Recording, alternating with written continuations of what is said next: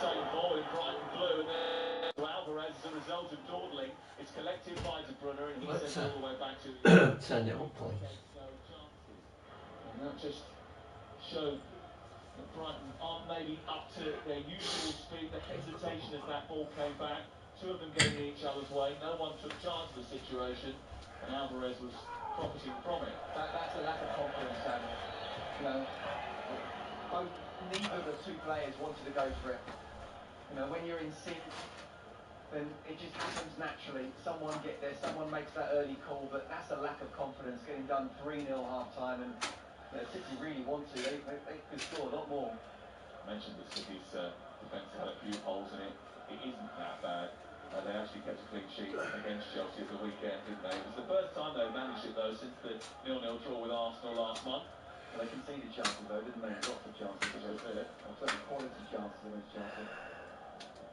Here is Welbeck on the near touchline with his back to goal. Twists and turns, looks up and sees a little bit of movement from Lallana, but it's not where he wants to put the ball. Van Hecke then sends it square. Jakob Modder into Gross, under pressure again by City, who are just firing on all cylinders.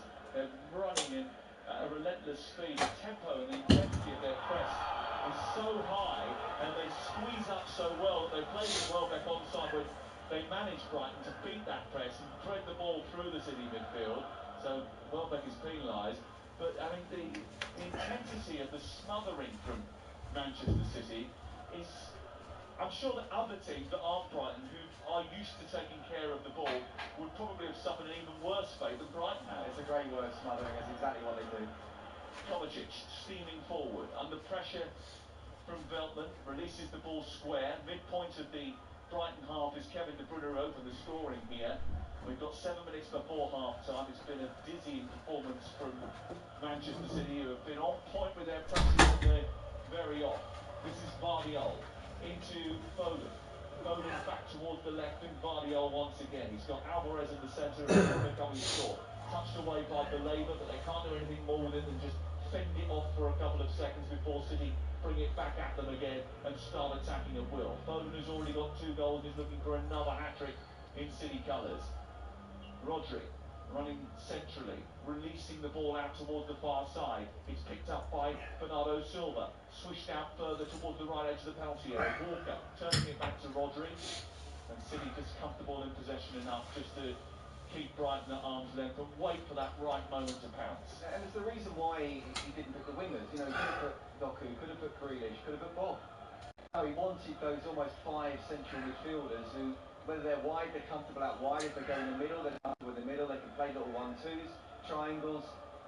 It's exactly the game that he was looking for, Pep Guardiola, and the team that he picked is reflecting exactly what's happening on the pitch now. Absolutely, and it's like they've got an extra man out there at this moment in time. Ball played forward up to Welbeck inside the centre circle. Barco then turns it back to Van Hecke. What could Brighton do with this passage of play with 5 minutes to go before the break? Live on talkSPORT. It's currently Brighton 0, Manchester City 3. The latest odds are available at Ladbrokes, where right now you can get Brighton to win the game at 200 to 1. The draw is 66 to 1. Yeah, Manchester City unbackable, I think, at this moment in time. Well, no one's going to take any money on them. That's all thanks to Ladbrokes, 18 plus B. GambleAware.org. Did you say 200 to 1? Yeah, to come back and win the game. I mean, in 90 minutes, that is, yeah, Scott. Of course. Well, 90 plus whatever it was. Yeah. Of course, we were at Bournemouth, weren't we? We were at Bournemouth, where a team went in at 3-0. But far be it for me to cast any disparaging glances in the way of Rob Edwards' team. You say Luton are very similar to Manchester City? But I think Manchester City have a slightly different level of resolute defensive nous. Baker Roberts will be on you. She will be, yeah. Should be on to me anyway. Here is Alvarez onto Foden. Bit of a gap forming. He runs into the defence. Veltman just about gets something on it. Guides it back to his goalkeeper via Van Hecke. And then Jason Steele brings it out towards the near touchline. Yeah, just don't mention the word Luton, otherwise he's on the phone. We've got a big game coming up soon on talkSPORT Friday night. Luton against Everton. I'm looking forward to that. Are you doing that, are you? Yeah. Brighton 0, Manchester City 3. On talkSPORT with Enterprise Renters. Enterprise has 450 branches with all the vehicles your business needs. There'll be a few Brighton fans, I think, heading for their cars at half-time. It continues like this. Do you know what? I think this is one of those games now where if you're a Brighton fan, you stay to the end just to awe. You don't go home early to watch this. This is football in its purest form. This is absolute brilliance from a team that looks absolutely bang on. They're standard bearers, aren't they? Absolutely. And look, Arsenal have been superb again this year. They're even better than last year. And they would be and will be, if they do win it, worthy winners. But at this moment in time, this performance that we're seeing from Manchester City, I said it to Hugh earlier, I can see Arsenal winning every game, even the Spurs away. I think Spurs are underdogs, we saw in the Newcastle game, but I also can see City winning every single game. Forever? Or just this season? Not quite forever. I think I just saw a bad touch from Pep there. Did you? It was Jason Still actually kicked it straight out of play, and Pep looked to try and bring it out of the sky. He didn't quite get hold of it, and then he sort of shuffled away as if someone didn't even try to. No, absolutely. I'm cool, which he still is.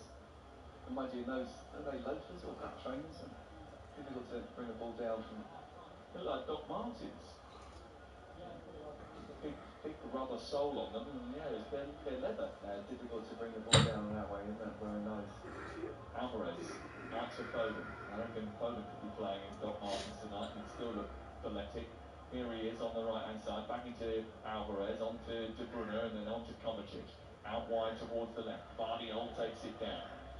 And Brighton, who haven't scored a midweek goal in 2024, find themselves 3-0 down before we've even reached half-time. Here's Bernardo Silva on the far side, running into midfield. It's blocked by Pedro, goes back to Rodri. And then it's centred in towards Kevin De Bruyne from Foden, who runs, gallops into the box. De Bruyne then tries to hit it towards goal. It takes a block off Dunk, ricochets behind and goes out for a corner on the far side. It's just brilliant play from City. They pass, and wait for someone to get tired.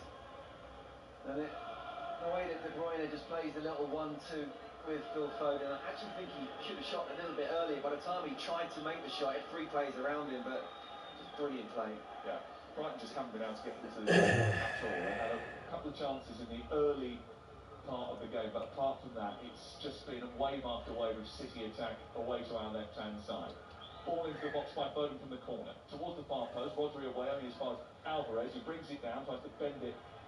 Far corner, blocked by Mono, comes out of the box, collected by De Bruyne now, recycled once again. Rodri stayed up inside the penalty area. It's got a little bit too wide for him, but he's kept it alive, and Alvarez has got it now. They just all look in tune tonight, don't they, Manchester City? Every single one of them is like a well-honed instrument. It's so different, isn't it, from the performance on Saturday? Again, we were together. I said before the game, they will be tired, they were leggy, but they found a way to win this. They're back to their very best. 3 minutes of added time at the end of the first 45, and it's 3-0 to Manchester City. Doesn't flatter them, does it? No, and they usually come into form at this stage of the season. Scott, I mean, if you go back over the last 4 seasons, they've won 60 of the last 77 Premier League games between Jan and May. I reckon that's about 78%. Unbelievable record, isn't it? When the business end of the season comes into view, they come into gear. And this is what Arsenal are up against. This is what Liverpool are up against. That's what everyone's up against. Absolutely. Good luck to Chelsea and Manchester United. Well, you can understand why those clubs have gone back to the drawing board and think, well, we'll start again, because they've got to try and find a system, a product, a production line that generates enough talent to get to a point where they can compete with a team like this. You know what I think about Pep Guardiola? I think he's one of the very best in the history of football. So does Roberto De Zerbi. Absolutely. The legacy, even before he arrived on these shores, I saw not just Premier League teams, but Championship League One teams trying to play like Pep Guardiola sides. And since he's come after that first season, he knew exactly what was needed. Spent money on quality fullbacks. And he's just absolutely ripped the Premier League apart. Ball sent down the right for Walker to chase. Usually he can chase into pretty much any area, but even that's just a little bit long for the speedster. No sprints in a Manchester City jersey this season. Okay, who's pretty sharp as well with his feet and his mind, nudges the ball back as the long ball goes forward towards João Pedro on the edge of the Manchester City penalty area. If you're Roberto De Zerbi, what did you do at half-time? How difficult is the team talk at half-time?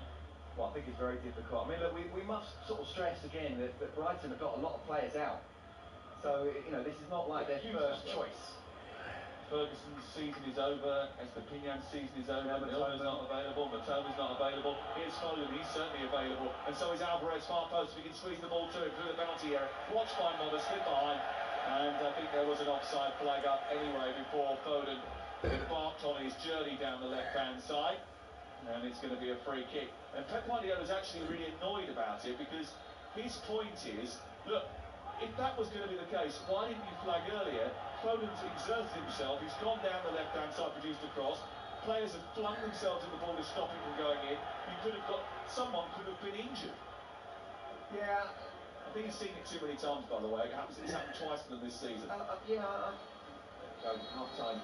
There it is, half-time, maybe a subject for another day, and certainly Brighton will have to look to another day to think about amassing more points. Manchester City limped to victory on Saturday night, but they have blasted their way into a 3-goal lead with a relentless performance. Any thoughts that Brighton might do Arsenal a favour appear to have been incredibly misplaced.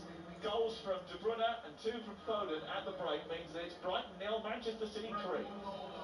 Well, Manchester City have come to the Amex ready to stand on business. If there's zero margin for error in the Premier League title race, then Pep Guardiola's side have taken it literally. It has been perfection at times. The defending champions are out to show that they're the big dogs in this title race, and maybe putting together their own statement performance in this midweek. Scott Minto, brilliant football at times.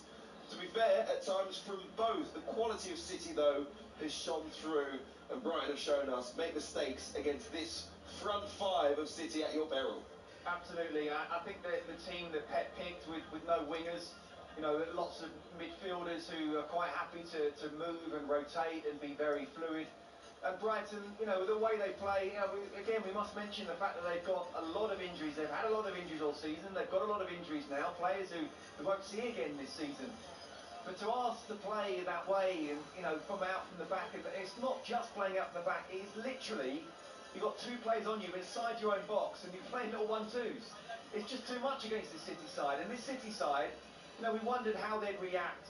I'm not necessarily surprised about how they react, because I thought they'd be really well. But after Arsenal's statement win against Chelsea, this will not just be a win. Look, okay, let's not disrespect Brighton completely, but I think it's fair to say that because you go on the win and win comfortably here, for them to go on and win by 3, 4, maybe even 5, we'll have to wait and see the scoreline. Again, says, right back at you, Arsenal. You know, do what you do, but this is what we do, and we're the bosses. And, you know, people might ask the question, is it better to have points on the board or games in hand? And I think 9 times out of 10, you'd want points on the board. But not if you're Manchester City. If you've got games in hand, you have those games in hand, and this is what they can do. They can win every single game from here on in, and they're just a wonderful side to watch. They really are.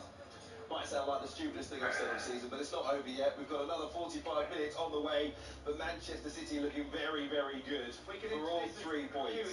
The game is not over in terms of pure enjoyment. You can't help but enjoy it. It's why I was saying about Brighton fans shouldn't go away, because they should really enjoy this football, whether their team loses or not. And hopefully they do. They're off, shuffling off to get themselves a cup of tea and have a moan up about what they've seen in that first half, particularly about the referee. A couple of decisions didn't go their way at vital moments, and at the break, Manchester City have a 3-goal lead. Let's get the half-time odds with Ladbrokes. Odds update on talkSPORT with Ladbrokes. We play together. Terms and conditions apply. 18+ capital org. Not many odds to bring you here, because the draw is 90-1 with Ladbrokes, and for Manchester City to win, currently suspended. So that's the faith that they've currently got, and that the game isn't over. Those are the half-time odds with Ladbrokes. 18+, begambleaware.org. Odds update on talkSPORT with Ladbrokes. We play together. Terms and conditions apply. 18+ begambleaware.org. So as it stands, Manchester City heading back up to 2nd in the Premier League. They've shown no signs of tiredness, no signs of fatigue, and barring a miracle, they've had the game won here inside 35 minutes. At the break on talkSPORT, it's Brighton 0, Manchester City 3. Kick-off on talkSPORT with Ladbrokes. We play together. Terms and conditions apply. 18 plus football. Uno is now available in McDonald's Happy Meal. So let's see who can shout Uno first. Bring it on. Yes, yes. Ooh, no! A wild card! Right, yes, back in the game. Yes! Ooh, no! Draw one card. Uno. Better luck next time. Have fun with your Uno cards. Does that one count? Nope. Some fun, some food, it's all inside this Happy Meal. Until 7th of May from 11 AM. Includes one restricted book or toy. Uno range comprises toys only. While stocks last. Hope there won't be any VAR delays today. Heard that rumour about their striker. Can't wait to see what the pundits make of that booking. Looking forward to the match report on this one. When it comes to football, never miss a story. Get the best news, opinion, interviews and gossip at thesun.co.uk. For the football lowdown every day, it's thesun.co.uk. We all fantasize about our perfect home. Watching the big game, cozied up in the snow. Balmy summer nights with the kids playing on the lawn. We're playing Roman football. But come on, this isn't real. Listen, if you're serious about making your fantasy a reality, find out what your home is worth instantly with a free online valuation estimate. Get real about moving. Get on the market. Most common time to obtain an online quote between 1st of June 2022 and 30th of September 2022 is under 3 minutes. Excludes Northern Ireland. Don't break your stride. Get to Screwfix for the latest offers on the brands you love. Like the next generation, more powerful, more compact Milwaukee 18-volt twin pack. It's new and exclusive to Screwfix at just $249.99. And get those lawns in order with the Titan grass trimmer, now only $49.99, a saving of £10. Shop now, on the app at screwfix.com or in store. Delivery fees may apply. Prices valid until at least 6th of May, subject to availability. See screwfix.com for full T's and C's. When it's lunch o'clock, I just eat the tortilla naked burrito bowl. Oh, I didn't know you could get those. There's a lot you don't know, dear. Well, I know that shirt's not coming back into fashion anytime soon. Touché. Get tortilla, Subway, Pret, and more delivered. For lunch and everything else. Did somebody say just please? Charges apply. Check available restaurants in your area and opening times on justeat.co.uk for details. This football season, if you're looking to get involved in all the action, then look no further. At Pepper, we've made it faster and easier to build your acca this football season. Celebrate this weekend with a completely free acca or bet builder on football. Pepper. Opt-in and previous deposit required. Match-free bet varies from £1 to £10 per customer. Minimum odds of 1.5 on minimum one leg. T's and C's apply. 18 plus. BeGambleAware.org. Kick-off on talkSPORT with Now. Stream all the Sky Sports action like Brighton versus Man City. Live today, contract free with a Now Sports membership. Search Now Sports, 18 plus, free via internet, terms apply. On 1089 and 1053 medium wave, on DAB, online and on your smart speaker. Kick-off live on talkSPORT. And then there were two.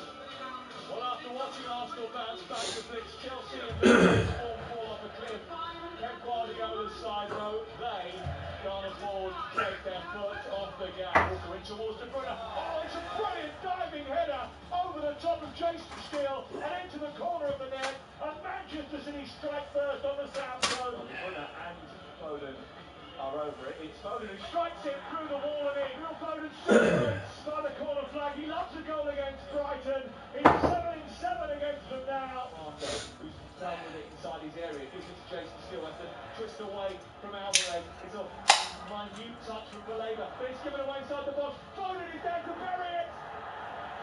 And they have won that ball inside the 18-yard box. They have turned it over higher. And they have punished Brighton at source. It's been a relentless Manchester City start to the game. And they've taken full advantage. Brighton 0, Manchester City 3. Oh well, for those who have doubted whether Manchester City have been at their absolute best so far this season, the first half here at the Amex is an indication of what they've still got left in the tank in this Premier League title race. They could be moving 18 games unbeaten in the league, one point behind the leaders Arsenal, with a crucial game in hand. Goals from Kevin De Bruyne, a brilliant looping header, deflecting free kick from Phil Foden before he added a second after Brighton gave the ball away cheaply inside their own area, means that at the break it is Brighton 0, Manchester City 3, live and exclusive here on talkSPORT. There is some big news to bring you from the Premier League elsewhere tonight, and Mauricio Pochettino's hopes of holding on to his job as Chelsea boss have been slightly complicated because Enzo Fernandez, his midfielder, £106.8 million midfielder, has needed to undergo surgery on a groin injury. That will rule him out of the rest of the season. He is facing a battle against time to be fit for the Copa America with Argentina. There is also some huge news that has broken in the last hour regarding Liverpool's search for a new manager. Feyenoord's head coach Arne Slot has revealed that he wants to become the new Liverpool boss and is confident that an agreement will be reached for him to succeed Jurgen Klopp. He told ESPN before Feyenoord's game at Go Ahead Eagles tonight that the clubs are negotiating. He says, I am awaiting the outcome. It's no secret that I want to go to Liverpool. Now I'm waiting for the clubs to reach an agreement, and I'm confident that that will happen. Our European football expert Andy Brassel joined us ahead of tonight's match, and he told us exactly what Red fans can expect from their new man Slot. Really, that's something that Liverpool fans can be excited about, because they want someone who's going to understand the guiding principles of the club, someone who is going to play football in a certain way. But it's not about the biggest name coach on the market being attractive, it's about the right fit. That's the way that Liverpool do things. Just as when they buy players, they get someone who's got the potential to be elite and sign them and help them develop into that. That's exactly what they'll be doing with the coach here. Remember, you can hear more from Andy Brassel this Sunday from 9 p.m. on the Trans-Europe Express alongside Danny Kelly. I'm sure the boys are going to be mulling over the ongoing managerial merry-go-round, as well as the big stories across the continent as we reach the business end of the season. Trans-Europe Express this Sunday from 9 p.m. and Liverpool fans, I think we have an answer. Almost white smoke billowing from Anfield. Arne Slot will be your new manager. You are listening to Kickoff on talkSPORT with Lambert's. We play together. Terms and conditions apply. It's 18 plus. BeGambleAware.org. Remember, over on talkSPORT 2 tonight, there is live Super League action for you just into the second half. Well, St Helens had the chance to move top of the table tonight, but they trail 6 points to 12 against Huddersfield Giants. The Giants, the away side there this evening at the totally wicked stadium. So a tight one there. You can move seamlessly between us here in the Amex and that game over on talkSPORT 2. Just download the talkSPORT app. Also tonight sees one of the most unique events in world sport get underway. The 2024 NFL Draft kicking off in Detroit. You can hear the first round exclusively on talkSPORT 2. Our host, Will Gavin, a host of experts, UK fans as well, will bring you every single pick, trade and moment of drama live. Where will Caleb Williams be ending up this evening? Will he go first to the Bears? We're going to find out from 11:30 p.m. with all the build-up. The first pick is at 1 a.m. So like I say, download the free talkSPORT app, swipe left to listen, or you can ask your smart speaker to play talkSPORT 2. Remember, it's a crucial stage of the season. We've got loads of live football for you across the weekend. Tomorrow night, I'll be live with you on talkSPORT 2 from Loftus Road as Queen's Park Rangers take on Leeds United. If they don't win that game, they could set up a title party for Leicester City this weekend. Massive game this Saturday on talkSPORT. 12:30 kickoff. Liverpool playing once again, this time away at West Ham United. We'll have game day live with Adrian Durham at 2:30. At 8 p.m, we will have Aston Villa against Chelsea in the Premier League, and it's a very busy day over on talkSPORT 2 as well. Derby County could be going up. Lunchtime kickoff for them is against Carlisle, who've already been relegated, of course, in League One. We'll have Premier League action at 3 o'clock as Newcastle take on Sheffield United. That game not on UK TV. The second leg, huge game for Chelsea's women. They take a 1-0 lead into the second leg of the Women's Champions League semi-final, taking on Barcelona at home. 5:30 kickoff for that one, and a huge game. Hull and Ipswich in the Championship rounds off a busy day of football on Saturday. That's an 8 p.m. kickoff, exclusively live on talkSPORT 2. Well, okay, already has been a busy midweek for us. Scott Minto, the former Chelsea defender, is alongside me at the Amex. What can Brighton do to salvage something out of this game? We've seen quite a few Brighton players warming up in earnest at the break. We wonder whether Pep Guardiola will make a raft of changes given the protestations around scheduling and the tiredness his players have expressed as we feel this game is already won, or would that be complacent of him? Yes, it would be. I'd be surprised if he does make changes straight away, although I wouldn't be surprised if he does make them after sort of 15, 20 minutes, just providing that Brighton haven't got a goal. But I think it's all about mentality here, from both sides really. I do feel the game is done and dusted, but from Brighton's point of view, they're obviously always playing for pride in front of their own fans. I think, you know, it's quality. I've just briefly discussing with Sam the sort of style that De Zerbi wants his teams to play, and I do admire what he wants and his principles, how he wants his team to play, but to ask his team, that's a little bit decimated by injuries, to play in the way they're doing against Manchester City. Now he'll sort of say, well, this is what I do, and Pep Guardiola will say exactly the same thing, so you have to respect that to a point, but I just think from a player's point of view, you're going out there thinking, I'm being asked to play this type of football against one of the best, not just teams with the ball, but without the ball as well. I just don't see how they're going to get anything out of this game. And after the first 5 or so minutes, you can see City just starting to turn the screw with the team that they've got. This is maybe what annoys fans about modern football, because it has been beautiful at times. A few times that Brighton have broken through the Manchester City press. You see how exquisitely coached they are. But they need to use their common sense at times. And fans will say, put it in row Z, hit it 60 yards down the field, even if it runs straight through to Ederson, as long as it doesn't end up in the back of their net. But we see how it's almost like players are hamstrung now by the coaching. Yeah, they have to do what the manager says. I couldn't agree more, Hugh. And look, I'm for this type of football. I love watching it. You know, I love talking about it. I appreciate the quality that's needed, not just in terms of the technical side, but the composure and the courage you need to do that. But I just feel against this Manchester City side that I always knew would be at it physically here. That, you know, it was always going to be difficult. So to be playing 1-2s in your own box and your goalkeeper doing a similar thing as well, I don't think they ever really stood a chance. And I talk about City, I'd be surprised they make changes, but Brighton definitely making changes.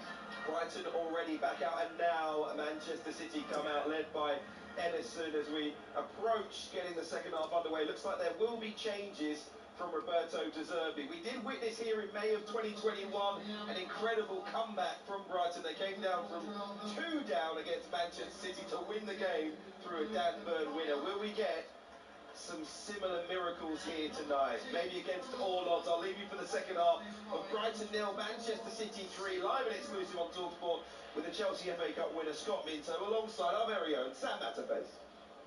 Yeah, we've had a couple of changes at half-time for Brighton. Joel Veltman has gone off.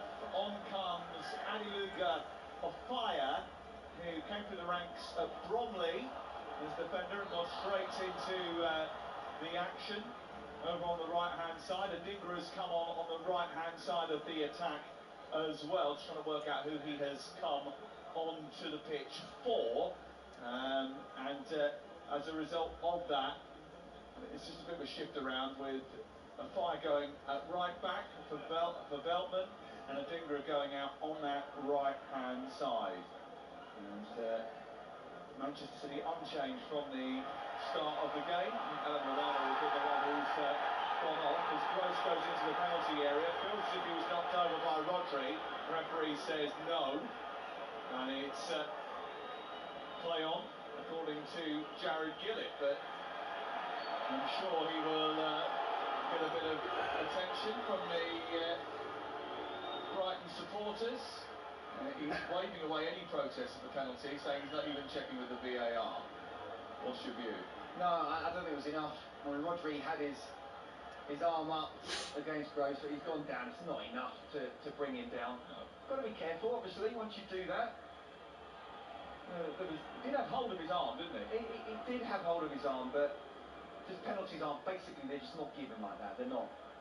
But it's been a good start in that sense from Brighton, been trying to be very much on the front foot. Change personnel, trying to change the outcome of the game. It's going to be incredibly difficult. They trailed by 3-0 at half-time. It was an exemplary performance from Manchester City, even by their high standards. in that first 45 minutes. They were properly on it. And interestingly, it's a display, one of their best halves of football that I've seen for quite some while, actually, from Manchester City. And a display that has taken place without Erling Haaland, it seems. Yeah. It'll be something that will be raised tomorrow, I'm sure, as a talking point. I'm sure it will.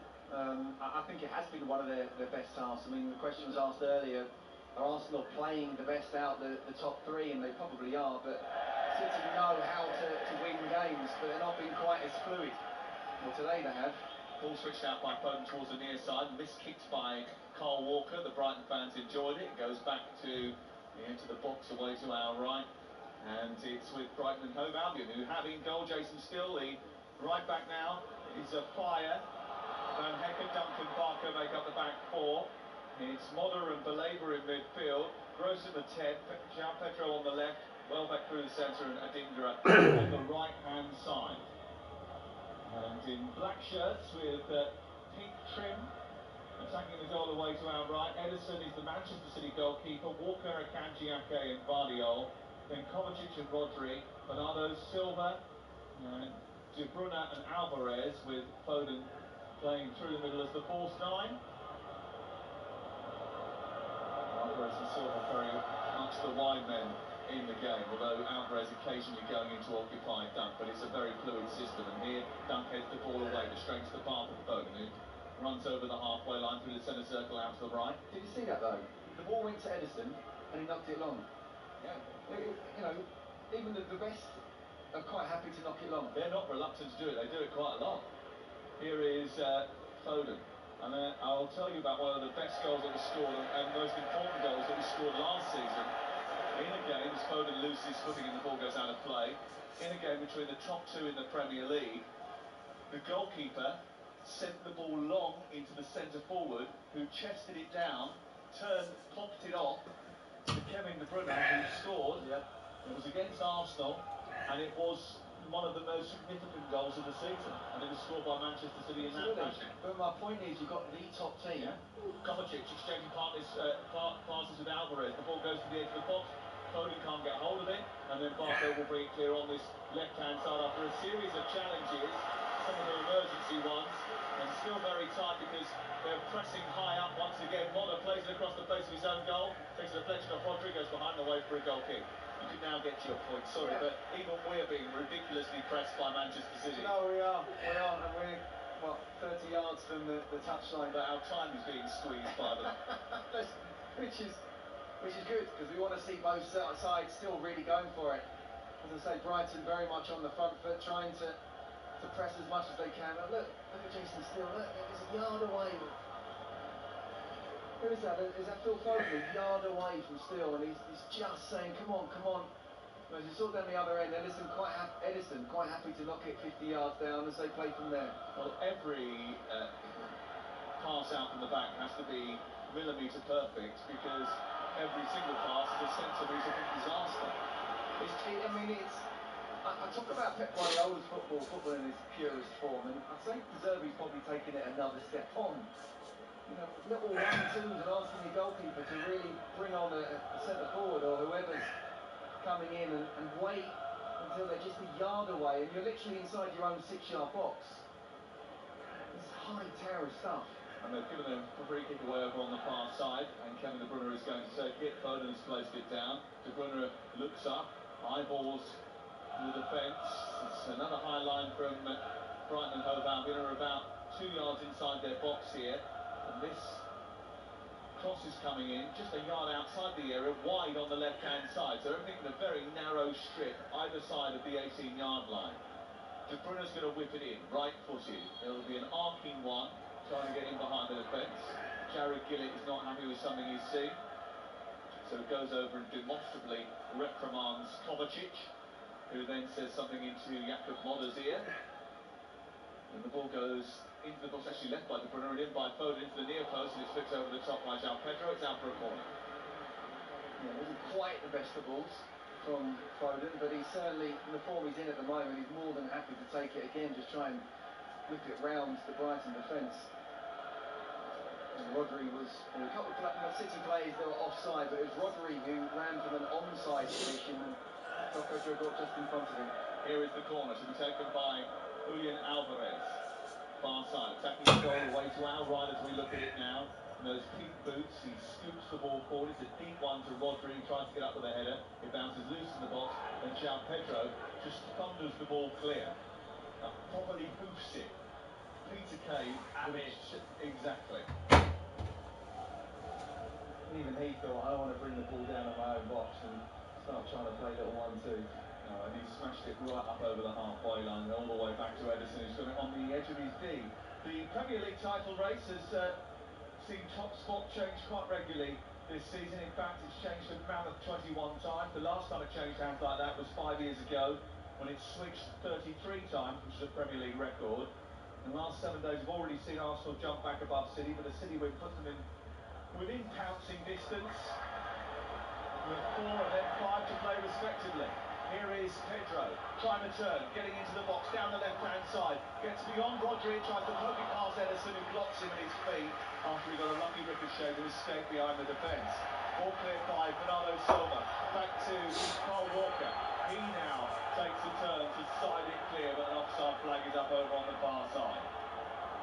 Again, I have to give credit here to Brighton and to Barco in particular, because he made a mistake for one of the goals, but very tenacious there, winning the ball back, and a great bit of skill coming inside. He played to Joao Pedro, who somehow found his way past 3 defenders, but Ederson came out really quickly. In fact, it's a Kanji, not the ball against Rodri, which then almost went into the path of Pedro, but Ederson on his toes, just diving at his feet, making a really good save. It is the tightest title race for 10 years.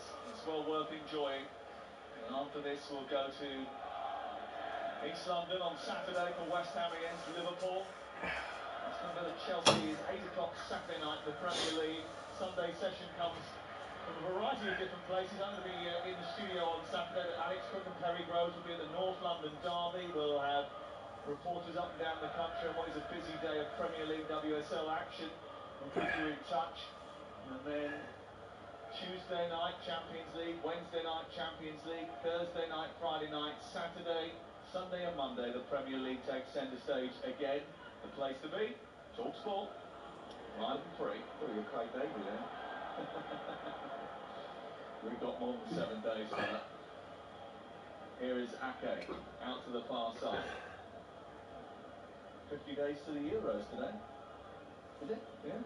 Excited? Wow. I think it's 50 days to England's first game, isn't it? Yeah, sorry, it was 100 days to the Olympics not that long ago, was it? So I just thought 50 days hadn't flown by that quickly. And then I remembered or realised you said the Euros. Yeah, absolutely. Euros, yeah. I think it could be an historic year for English football. Fingers crossed. Igor about to come off the bench, the central defender, and join the Brighton ranks. 3-0 to Manchester City, and we played 54 minutes, nearly 10 minutes of the second half. They won it high up here. Adingra, far side, trying to get away from Ake. Push ball back, referee said play on. The referee said they've had the advantage, so keep hold of it. I think in those circumstances, a little bit like last time when we were talking about Everton and Liverpool. Liverpool, when they've got the ball, want to play the advantage. Everton want the free kick. And Brighton there could have done with the pause in play and the ability to get the ball in the box. Yeah, City is so good in the way they are, and certainly the fans wanted a foul there, almost perhaps an acknowledgement from the referee that a foul was made. It was good refereeing, play on. And Jakob Modder's coming off, and on comes Igor. He goes off on the other side of the pitch, having spoken to the Labour. I'm sure that Igor will go straight into the heart of midfield. It might be a little rejig here. They might move to a 3 at the back. Yeah, it looks like he's telling Barco just to push on. He is on that left side of defence there. As Barco's pushing into midfield. We'll see whether it's a change of formation or not, but certainly Igor's coming to the left side of defence. Yeah, he certainly is. Not scored for Brighton 4.5 years since his last goal. In fact, 26 years of age, Igor Julio from Brazil. They've won the ball again high up on the far side. Joao Pedro charging forward. He's got support on the right with Adingra. Adingra gets to the byline, produces the crosses, but checks the Nathan Ake, goes behind and out for a corner kick on the far side. A few behind the goal suggesting it might have hit a hand. I'm not sure that it did. If it did, well, it did actually. And his hand was up. Yeah. I don't think it's a handball because he's trying to tuck it into the side of his body. Yeah, it would have hit his body, wouldn't it? It's in the line of his body. The referee says play on. VAR have quickly checked it. Nothing doing. Here is the corner, far side. To be taken by Pascal Gross. He's got 10 Premier League assists already this season. Only Ollie Watkins has got more. He's chipped towards the middle of the goal. Dunkey's arriving back post. Van Heckel got in his way actually. And the ball was looped up into the air and caught by Ederson. Brighton 0, Manchester City 3. I have to say, it's been a really sort of positive start to the second half from Brighton. I mean, you know, some would say, and they're probably right, that City are in second gear now, but when you're 3-0 down at home, start going out to the second half, you want to try and be on the front foot. You don't want another half like you just have to suffer there. And at this moment in time, City are not bossing it like they did in the first half. They don't need to, clearly, but Brighton are showing character and courage. Dunkey's back up after crashing down to earth on top of Guardiola. You know, like when you were at school and you used to stand up talking to your mates and then one of the others would go round behind you, crouch down, and then push you over the back? Well, as Dunk went up to head the ball, didn't get there because Van Heckel got in front of him. When he came back down, Guardiola was on the floor in that crouch position, and he fell over it. Here's Foden winning the ball high up, giving it to Alvarez. All spilt by Jason Steele, who has to scurry back out forward and stretch his arms to bring it back into his body. Do you know what Alvarez will feel? Again, it's Brighton trying to play the ball out from the back and giving the ball away. Foden does well just making that pass to Alvarez. He'll feel he should be scoring from there, really, hitting the corners, not just straight at the goalkeeper. To Brunner into Foden. Foden whips an effort in towards the left channel, but it takes a deflection of the chest of Van Heckel and goes the other side of the goal and out for another corner. Because Alvarez could do with a few goals, really, couldn't he? Well, he has a bit of a dry spell, actually. It's funny you should mention that, because although he has got quite a lot of goals already this season, Julian Alvarez, 16 goals, 13 assists, he's only scored 1 in his last 16 appearances. Yeah. Exactly, and don't get me wrong, he's playing really well, but you want to contribute to scoring as well. Here is Bernardo Silva to Foden, travelling into the box, trying to nudge it forward. It's headed away by Pascal Gross, collected by Kevin De Bruyne right side, goes beyond the Digra, and there's a challenge from Barco, back to Steele. Steele's on his goal line as he plays it to Van Heckel. They make me nervous every time they play out from the back now. I don't know about the Brighton fans. And they've given it away on the left-hand side of the box. It's picked up by Alvarez, whose flipping body actually almost went in at the far post. And it was an ambitious hit. It wasn't too far away, you know, because it was really dipping. I'll tell you what, that's a wonderful strike, and Steele was beaten. Steele must have been a number 10 as a kid. Who? Me? Steele. Oh right, I was going to say, you might have been as well. Yeah, but the way he's playing, the way how comfortable he is on the ball, you can see why Roberto De Zerbi really likes him, but I just feel they're asking for problems.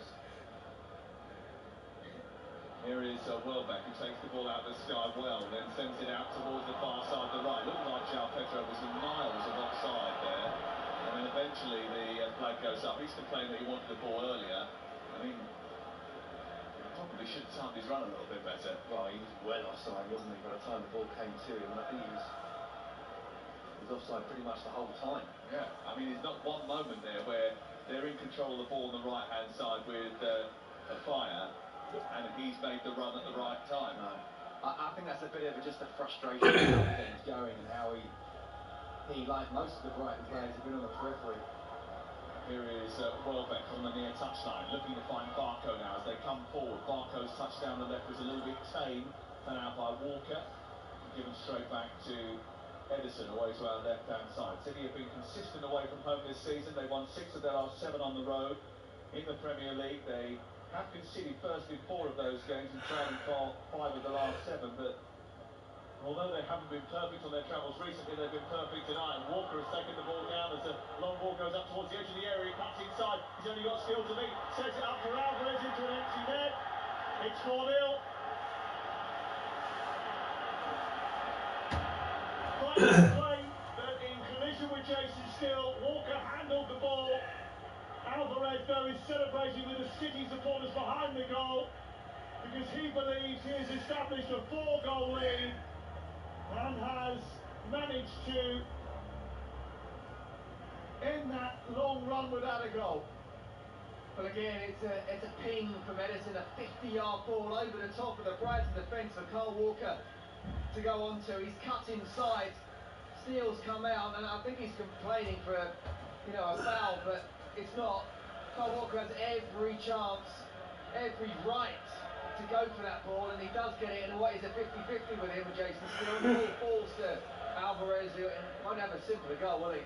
Well, I think he did pop up and hit his arm on the way to goal, but it's not the immediate action before a goal is scored, and it's not what the player that did put the ball in the back of the net. I think it was a 50-50 challenge with Steele. He won that, and Alvarez has scored. It's 4-0.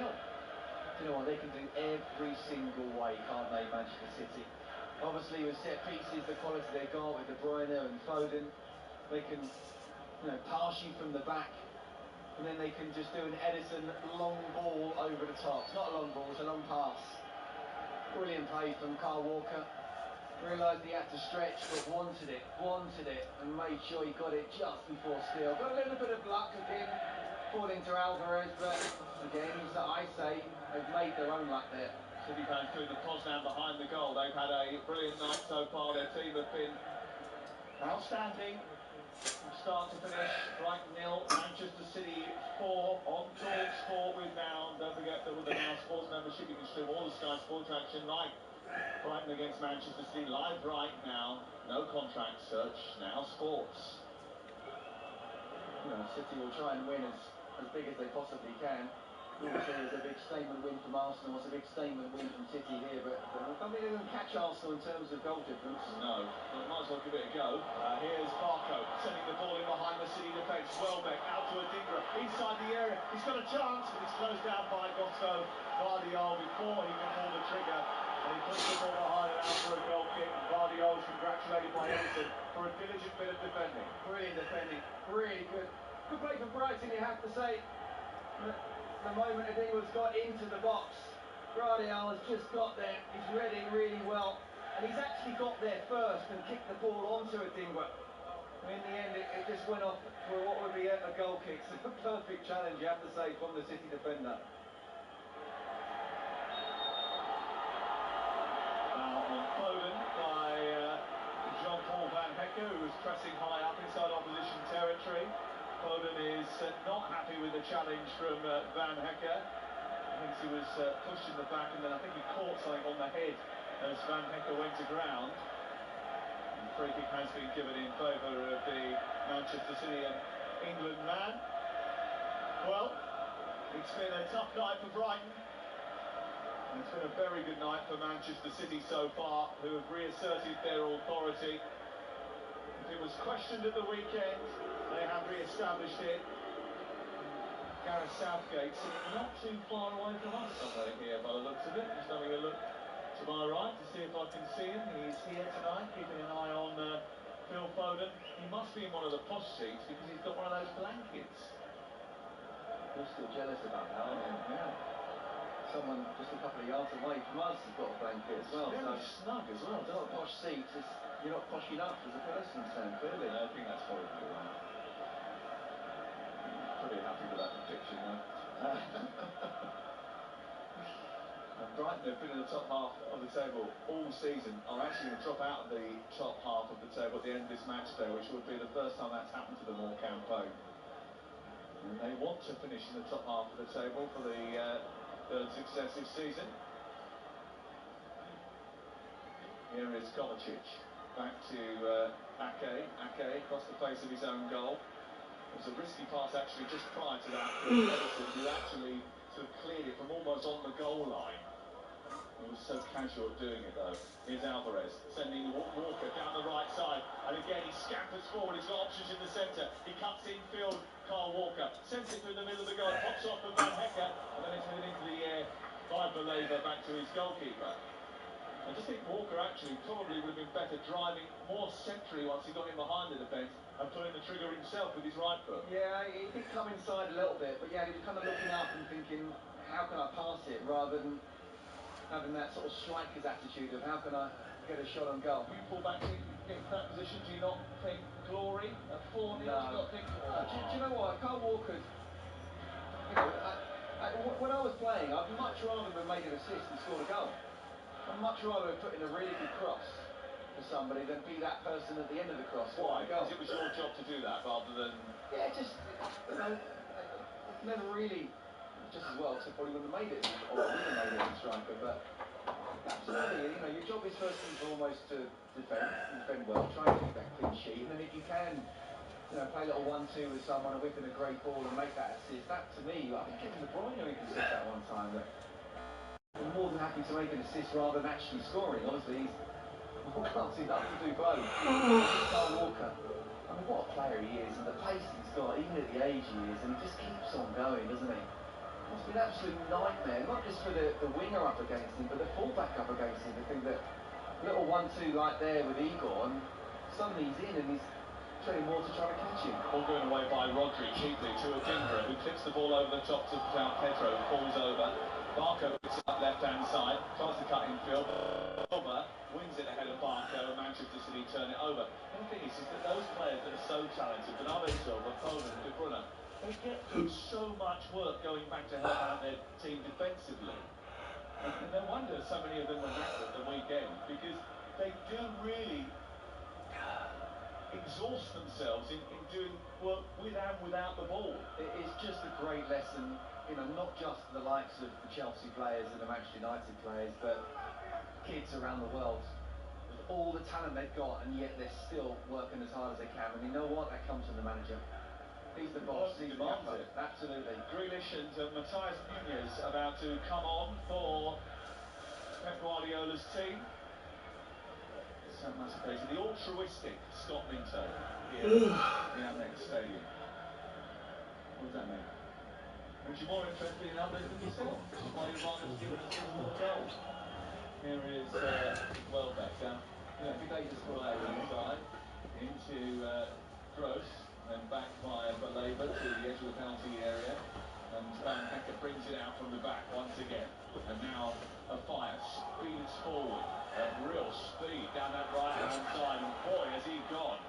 He's got some help from Adingra now into the area, plays it infield, gives it to João Pedro, a little turn or twirl away from De Bruyne, and then he runs to the edge of the penalty area, gets inside the box, gets past one chance, and then another, gets pushed to the floor, wants the penalty, can't believe he hasn't got one. Roscoe Guardiola seemingly pushed him in the back. The referee has suggested he was looking for it. My first thought when I saw it with the naked eye was penalty. Let's have a look at the replay. Well, I'll tell you what, it deserves a penalty. Look at how good the move was. He goes past Ake. Guardiola, I think he's looking for it, João Pedro, but Guardiola's not made any contact on the ball, and he has on Pedro. For me, that's a penalty, but then VAR, you know, is it a clear and obvious error? I think it's a penalty. Here is João Pedro again driving into the box, trying to get away from Rodri, away by Ederson. And it's cleared out on this near side. They're going to stop the game now. They're going to stop the game. No penalty, says the referee. He waited a second there and then waved away the protest. Straight away, Jared Gibbons. It's a pen. It's brilliant play down the right-hand side, and it's ended up as João Pedro's gone into the box. Look, do you know what? He kind of has put his legs back as if he's waiting for the touch. I still think there's enough in that there to give the penalty. He's put his arm across him, he's caught him on his legs, and yes, he's looking for it. I think that's a pen. The only thing I would say is, in terms of the VAR point of view, is it a clear and obvious error? There's enough of an argument to say that he has gone down too easily. But it's a pen for me. And I think we've seen in recent weeks as well that VAR, I think there's been a directive, to be honest with you, try not to get involved unless you really have to. Seem to be making more issue of VAR getting involved than not. You're not fit to referee is the verdict of the Sussex public. I mean, it was a it was a good run from João Pedro, a purposeful run from João Pedro. I think it would have been on the soft side had it have been awarded, but I don't think, a bit like it's not going to be overturned by the VAR because it hasn't been given. It would never have been overturned if he had awarded the penalty. Yeah, either way, it wasn't clear and obvious. So in that sense, you could maybe argue that, but I still think it was a 10. He was looking for it. Yeah, that's probably gone against the fact that he was seemingly looking at it and trying to find a way to engender the contact. It is tough though, isn't it, Sam? You have to say, the officials. You know, the pace that these players are. And obviously the referees only get one look at it, VAR gets more, but the directive is clear and obvious. This week. And do you know what? I think whether it's right or wrong, the decision. Now, I said that in a sort of in a way which sort of sounded like I was having a joke, but I don't mean to be rude, but clear and obvious this week means something that it didn't mean last week. Do you know what I mean? Each individual incident is individual. Nunez out to Grealish, edge of the penalty area. On the reverse is Vardiol. Low ball into the area, which is easily stopped by Jason Steele from inside the 6-yard box and bowled away. And that's one of the bones of contentions, I think, with people who are a bit fed up with VAR, is that one week they'll see a decision that goes a certain way, and next week something almost identical will go the other. No, and that's wrong, but there are people out there who think that VAR should get everything 100% right. Which he's never going to do. Never going to do, because it's run by humans.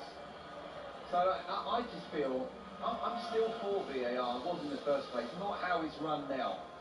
But just the lightest of touches, the referee should be in charge. And yes, he's going to make mistakes. I just think though, Sam, we just had shifted the blame from the refs to VAR. And if we did get rid of VAR, we'd just go back to the refs again. I think we were trying to outpace Akanji, but he timed his run well, moved in front of the Ivorian and clears it away. O'Mahony, who is a tall Irish striker, about to come on for Brighton and Hove Albion. It's in very similar mould to Evan Ferguson. Mark O'Mahony, not scored a senior goal. He played 1 minute of Premier League football against Burnley so far for Brighton. And the teenager's about to come on and get involved tonight. Sure, I thought. Adam Webster about to get involved as well. Here is Welbeck, edge of the area, trying to get to shooting position, gets onto his left foot, drives the ball goalwards, but he's underneath it, well over the top of the crossbar from Welbeck. And on comes Mahoney for his home debut. I mean, what I would say is the way that Brighton have shown character and courage in the second half, they deserve a goal. I think they've worked hard in front of the home fans. They could have gone under. Yes, City have stepped it up a bit. They're not the same team in the second half as they were in the first, and that's understandable. But you know, against this team, one of, if not the best team in the world, very difficult to keep going. They have shown character. I do think I'd like to see them score.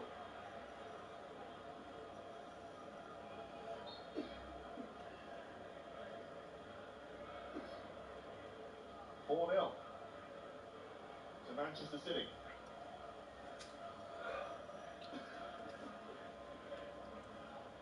I just got a swig of water and it went down the wrong hole. I was going to ask, are you okay? Yeah. Don't worry about me. I know she didn't say anything. I wanted to. You just left it for silence. Don't worry. I was looking around for medics. No, I've got it, mate. It's okay. I'm on first aid. I thought you were altruistic Scott. I did a CPR course actually. Did you? Yeah, last week, last Sunday. Don't be the first person for me to try it on though. I'd rather not be, if that's okay. 15 to go. And remember, when you wake up tomorrow morning, we'll review all the action on the Premier League All Access podcast and preview the weekend's football. Big weekend of football, including Tottenham against Arsenal, which is massive. A yellow card for Belieber for a little tug back on the Manchester City midfielder. It's going to be a free kick to City just inside the centre circle. I can see Jeremy Doku, Sergio Gomez and Rico Lewis all coming on. Yeah, not surprised at all that Pep Guardiola didn't make any substitutions at half-time, but not surprised at all that now he's making them all. The game is won. He needs to keep his players fresh. The battle won, but not the war. Yeah, there's still a long way to go as far as that is concerned. Forest away on Sunday, Wolves at home, Fulham away on talkSPORT next Saturday, Tottenham away live on talkSPORT the following Tuesday, West Ham on the final day. Win all 5 of those, they'll be champions of England again for the 4th successive year. Just takes one off day though, doesn't it? Just one. One. And Arsenal will be hoping for that. The Manchester City fans will certainly not be. Brighton's only goal in the last 3.5 games was an own goal from Arrow Muric. That is something that I think will be troubling Roberto De Zerbi. A team that scored a lot of goals and conceded a lot of goals last season. Haven't looked as sharp in front of goal this time around. Carl Walker ready to throw the ball in from the near side. It's going to be this opportunity to make some changes. Bernardo Silva is the first one to come off, and he will be replaced by Doku. Second one to be changed is going to be Carl Walker, who's standing on this near side, and it's none the wiser that he's going to be replaced. And he comes off, and he's thinking, oh, who should I give the captain's armband to? He went up to Rodri, and Rodri said give it to somebody else. And he's going to give it to Nathan Ake. And he's going to walk over and put the armband on just to waste a bit of time. And Rodri's coming off, and Sergio Gomez is coming on. Well, no surprises there.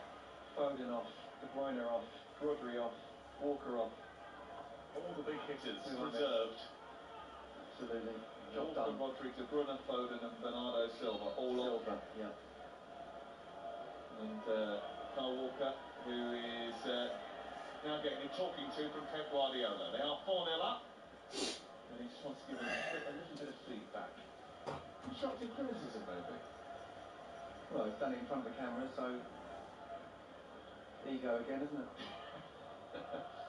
Tongue firmly in Scott's cheek there, by the way, Manchester City fans. Don't write in. And I've already said what I thought about Pep Guardiola. I think people know.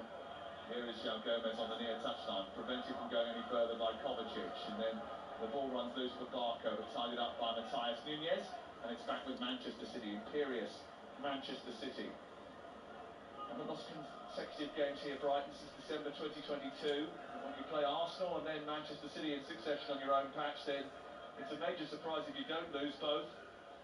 It would have been a major surprise if they had have got something from tonight. They were huge odds against to win this game. 7-1 I think they were, which was a lot shorter than Chelsea were at the weekend, a lot shorter than Coventry were at the weekend to beat Manchester United. The bookies thought that there would be a reaction from Pep Guardiola's team. It's currently Brighton 0, Manchester City 4. The latest odds are available at Ladbrokes, so right now you can get Brighton to score the next goal at 16-5, Manchester City to score the next goal at 21-20, or back no scorer at 15-8.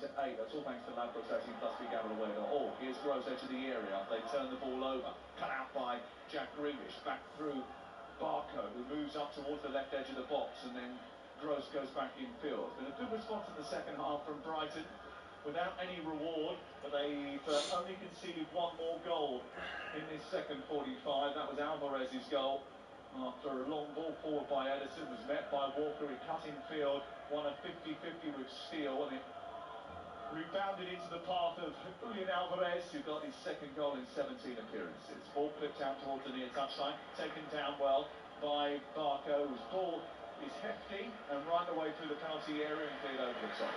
Yeah, there's only been one goal in the second half, and Brighton, as I said a couple of times now, have shown a lot of courage to really keep trying to attack against Manchester City, but look, if City needed 5 or 6 to win the Premier League title, they absolutely would have kept their foot on the gas. They were superb in that first half. They really were. Just a picture of Paul Barber, the chief executive, high up above our heads here.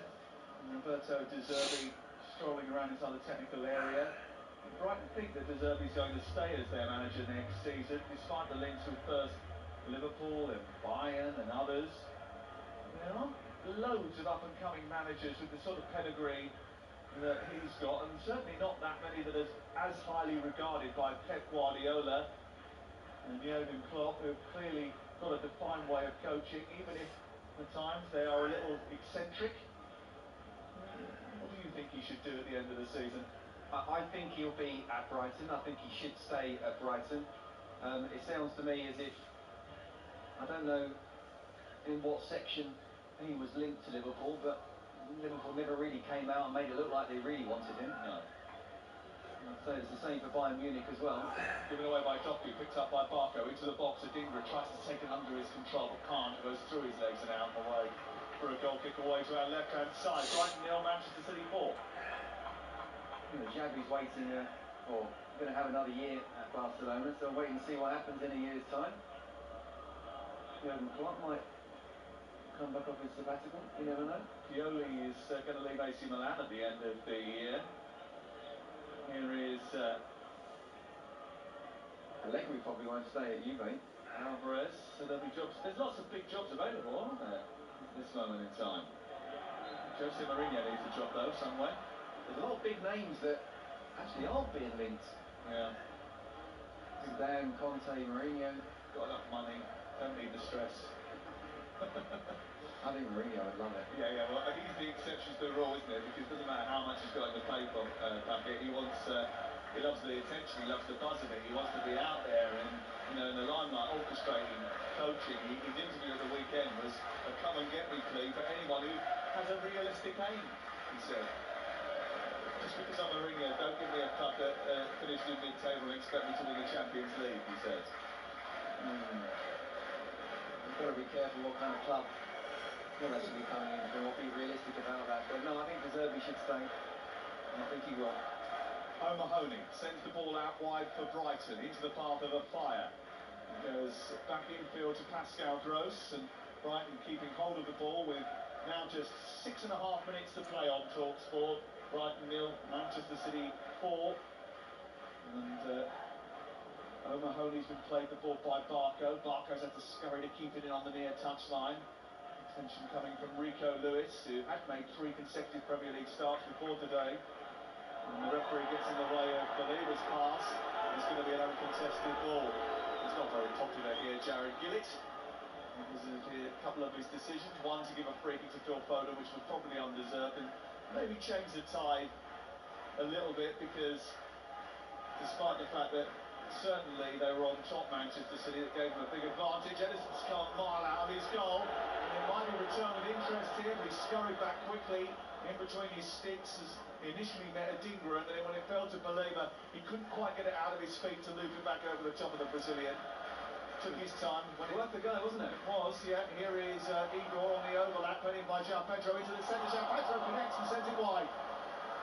I'm not sure how he's missed that. Nor is De Zerbi. They did brilliantly actually keep hold of the ball, switch the play to the left. It was played in to the path of Igor by João Pedro. It came back to him, but I just think he lost his coordinates. Yeah, he was too much kind of near side of the near post. He wasn't able to open his foot up. He just half a second, let it come across his foot. Yeah, therefore would have got it on target. He ran across the near post, didn't he? And the ball came across his body, and instead of just opening himself up and putting it in the other corner, he just tried to prod it goalwards, and it was well wide. He wanted to make the good connection, but he needed to wait until the last possible second because of where he was in terms of the goal and also his body position as well. It's worth pointing out about De Zerbi. I know we were having our discussion about it, but over his tenure here, only Manchester City have averaged more possession. Only City, Arsenal, Liverpool had more shots on goal than his Brighton team. I think he can absolutely manage a Champions League club and in the Premier League. I really do. I think he's good enough to do that. I think he's got to be careful because his talent is there, and obviously you can see his ambition is there with what he's already said at Brighton. But I definitely think with the stats that he's got in terms of the way he wants his team to play, and you've already come out with a couple there with a team like Brighton, again, with all due respect, the budget, but also the injuries and the combination of never having to deal with Premier League and Europa League. You know, I think, okay, 6 wins out of, was it 26? It's not good, but if he had a better class of players, he would play this way and get a much higher win percentage.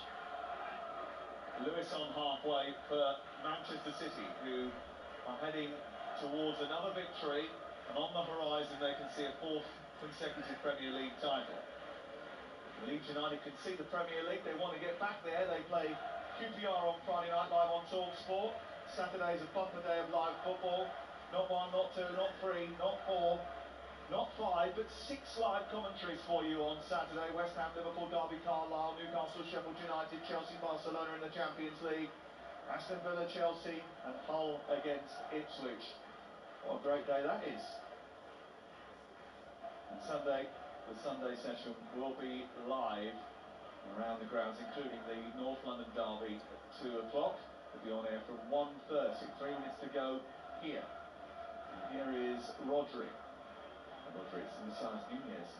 Looks a little bit Rodri-like there. I think it's because he had his shirt tucked in at his waist. That's my key identifier with Rodri. Plays the ball infield, gives it to Sergio Gomez, goes back to Ake, and then Kanji switches it back to Ake on the far side. A few empty seats inside the stadium. I think the Brighton fans have had their fill of watching Manchester City look at their very best tonight.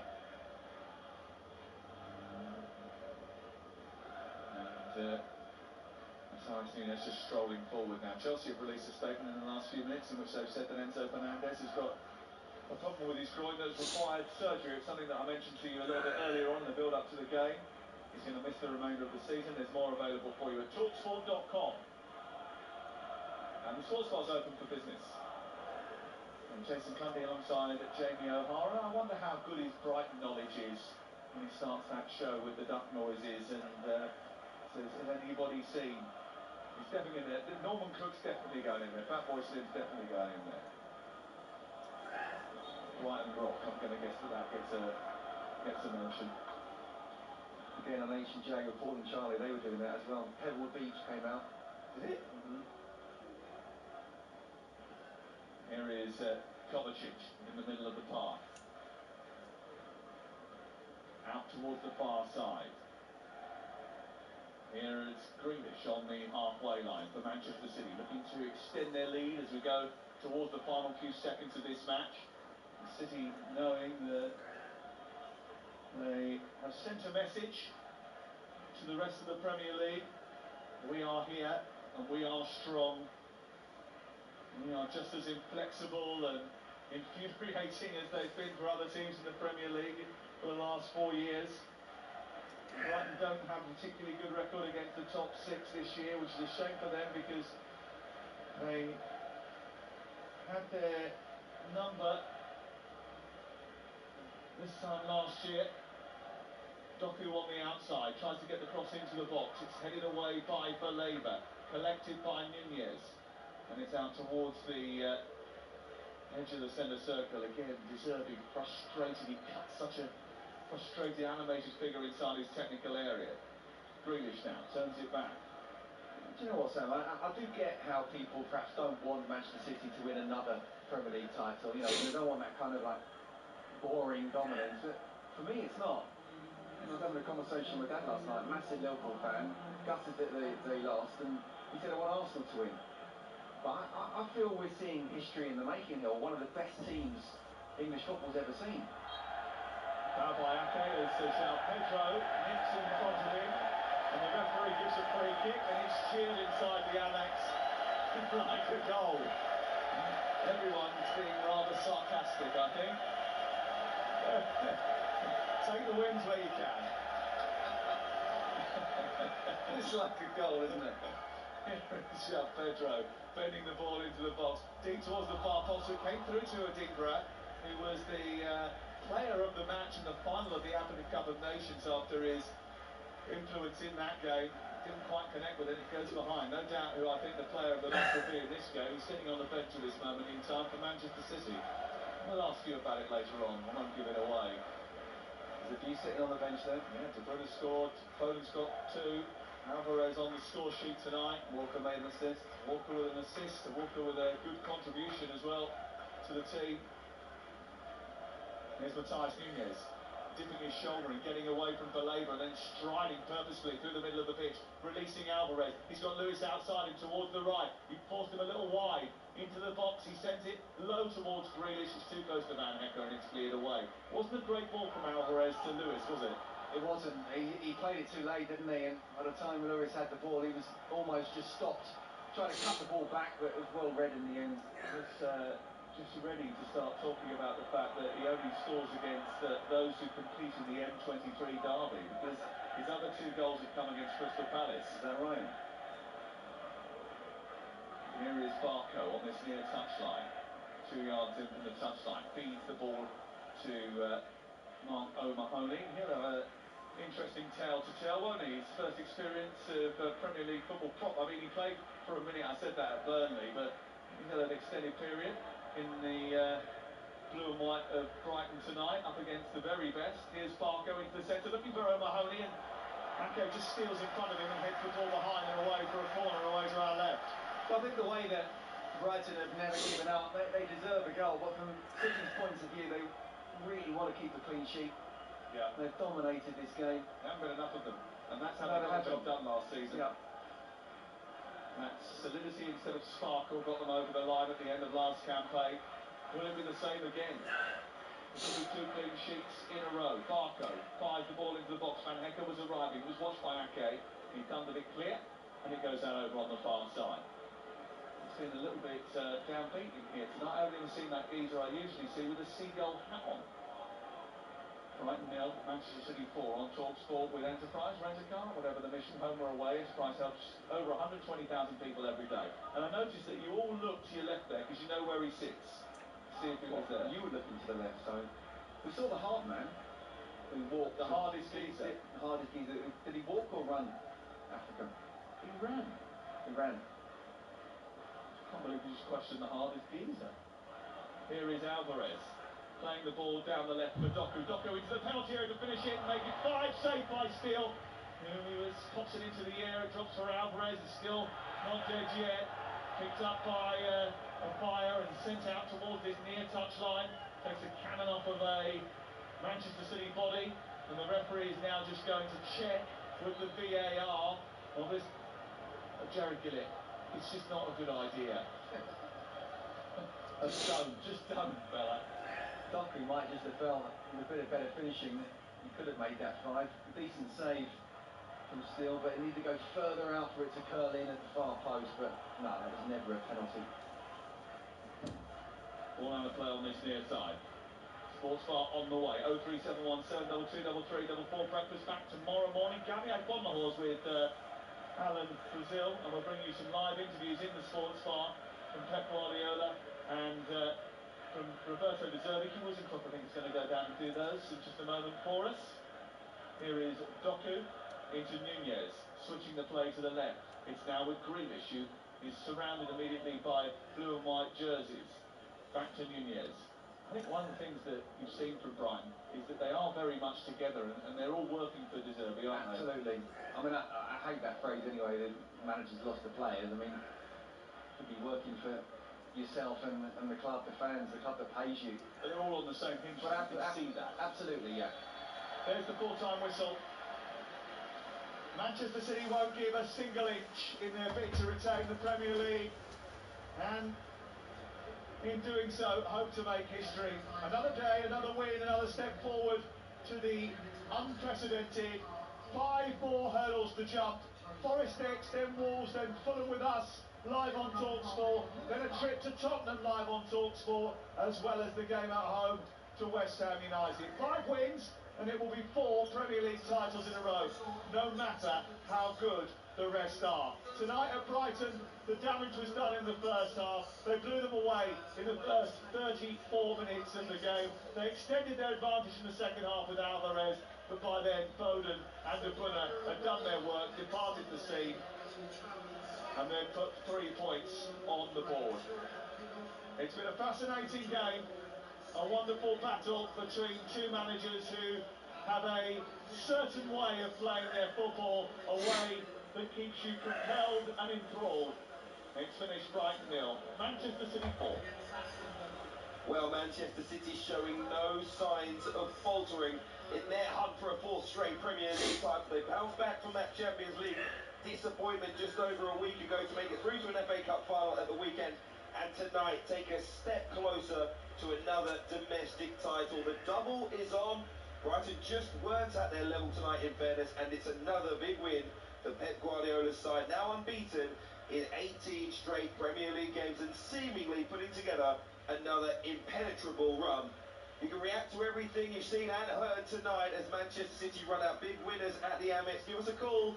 Sportsmart is on the way with Jamie O'Hara and Jason Cundy. The number, as always, 03717 223344. The result tonight means that Manchester City close to within a point of the leaders Arsenal with a game in hand. Brighton stay down in 11th spot at this point, still 6 points off a place in the top 7 as they hunt another season of European football. Scott Minto alongside me. Well, City were absolutely fantastic tonight, weren't they? They were controlled. If anyone was questioning their mental fortitude after the weekend and all this talk of fatigue and tiredness, you have to say they looked incredibly strong. Very superb, Hugh. They really were. I mean, that first half was pretty much as good as it gets. You know, with the ball, without the ball, they're pressing, they're passing, they're set pieces. You know, Edison wasn't afraid to go long, but also playing out from the back. It was just everything, and I almost felt sorry for Brighton here. They tried to play with the way that De Zerbi wants them to, but you know, these players aren't quite good enough to do it against the Manchester City side that are going for a 4th straight Premier League title.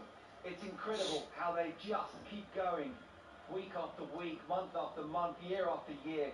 It all comes from the manager, but the drive these players have to get from within as well. This is a very important game after the statement that Arsenal made on Tuesday night. Well, boy, did they make a statement. Right back over to you, Arsenal.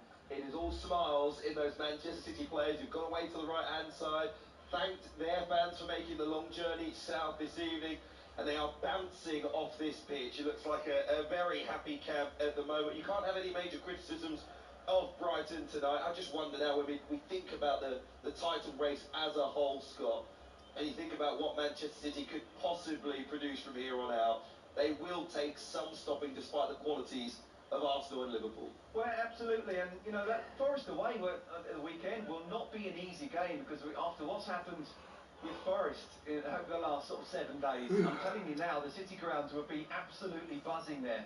So that won't be easy, but I do fancy them to win that, even nick it, you know, 1-0. But then, you know, Wolves at home, you expect them to win that one. West Ham last game of the season at home, you expect them to win that one. Fulham away, you never know, but Liverpool got the win there. I expect them to get a victory at the Cottage. It's that Spurs game, but you can say the same for Arsenal as well. We don't know, but as I said before, Arsenal got every chance of winning every single game from here on in and still not winning the title. City virtually untouchable this evening. A fantastic performance from them. A 4-0 victory away at Brighton. Let's pick our man of the match next on talkSPORT with Enterprise Rent-A-Car. Man of the match on talkSPORT with Enterprise Rent-A-Car. Whatever the mission, home or away, Enterprise helps over 120,000 people every day. Well, Scott, it was a consummate team performance, but if you had to pick out a single individual, who would you go for? Well, look, the game was done and dusted in the first half and certainly by half-time. 2 players stood out, Kevin De Bruyne and Phil Foden, but I'm going to give it to Foden just because of the 2 goals. You know, he won the free kick and then scored the free kick and got the third as well. But even apart from that, his play was just sensational. We spoke about it briefly with Sam. Gareth has got to find a way to get him in the England side. He was superb tonight. Absolutely fantastic. Phil Foden is our man of the match from today's game. Up to, 24 league goals now. That's all thanks to Enterprise Rent-A-Car. Man of the match on talkSPORT with Enterprise Rent-A-Car. Enterprise has vans of all shapes and sizes. So if you've got a plan, we've got a van.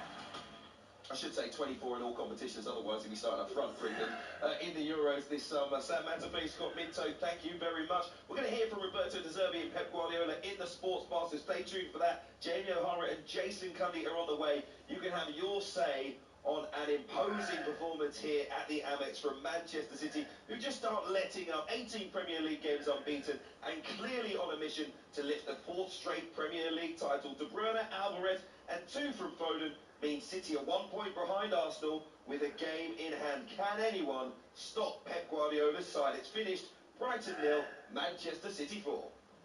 Kick-off on talkSPORT with Ladbrokes. We play together. Terms and conditions apply. 18 plus begamblerware.org. Who are you going for in the racing today? The favourite. And tomorrow? The favourite. And the next day? The favourite.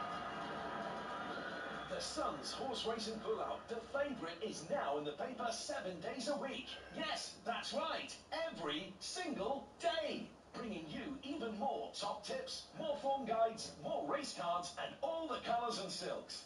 Get your favourite pull-out every day in the Sun, the home of racing. We all fantasize about our perfect home.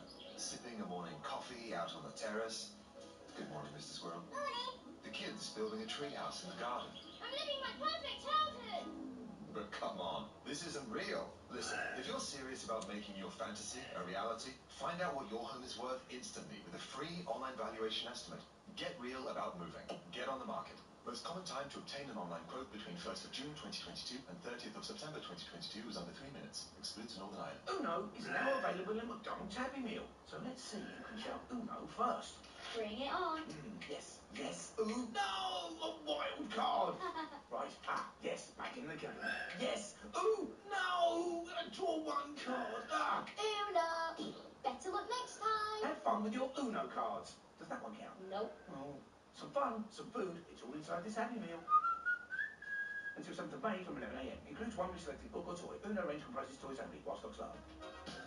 Don't break your stride. Get to Screwfix for the latest offers on the brands you love. Like the new and exclusive limited edition DeWalt 100-year 18-volt combi drill with 4-amp-hour battery for just $119.99. And keep everything stacked and packed with a DeWalt T-Stack organizer at a great price of only $19.99. Shop now on the app at screwfix.com or in store. Delivery fees may apply. Prices valid until at least 6th of May, subject to availability. See screwfix.com for full T's and C's. When the kids eat us out of house and home, we just eat groceries from Sainsbury's. Yeah, shopping's here. Give me on. No,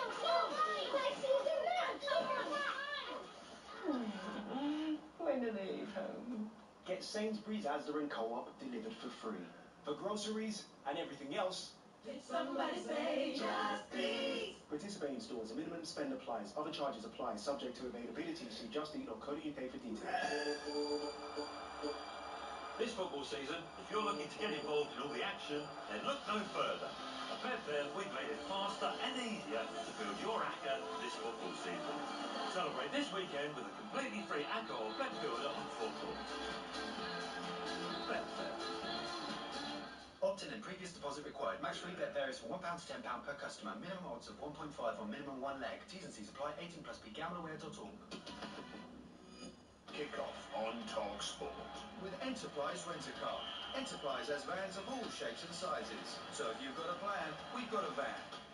Online, on your smart speaker, on DAB, on the app, and on the money. Over 50 games of live football across April. This is talkSPORT. talkSPORT. Sports Bar coming up with me, Jeremy Hart and Jason Cundy. Get your calls in. Manchester City fans, a big night for you. Huge win against Brighton. You can have your say in it. And Arsenal fans, you thought this was going to be the one that was sticky. You didn't think they'd get through this one. Batter them. It's all over at the top. Surely now Man City are winners. Have your say 03717 223 444. We'll build up to the North London derby as well. But let's get news and sport headlines from Mark Tyler. Good evening. Manchester City have sent out a clear message tonight. A fourth successive Premier League title is theirs to lose. A comprehensive 4-0 victory against Brighton at the Amex has taken City above Liverpool and within a point of leaders Arsenal with a game in hand. It's given away inside the box. Foden is there to bury it. 3-0 to Manchester City, who are blowing away Brighton in this first half. We'll have all the reactions shortly from the Amex. Well, despite City's win tonight, former Arsenal midfielder Emmanuel Petit has told talkSPORT that he's backing his former team to win the title. Obviously, they don't have their destiny in their hands because City have 2 games in a row. They won it, they have 2 points lead. But I still believe that somewhere I don't see the best of City this season. Feyenoord boss Arne Slot has now confirmed he wants to join Liverpool. The Dutch coach says talks are ongoing and he's confident a deal will be reached for him to replace Jurgen Klopp in the summer. Brentford boss Thomas Frank insists they've not set an asking price for Ivan Toney this summer. He hasn't scored a Premier League goal for 2 months, but Frank says that won't impact his value. If they know they perform well, then it's a good price. I just know that Ivan is a good player. He's proven that many times. And Red Bull design chief Adrian Newey will reportedly leave the F1 team in the wake of the controversy involving allegations about Christian Horner. There's more at talkSPORT.com.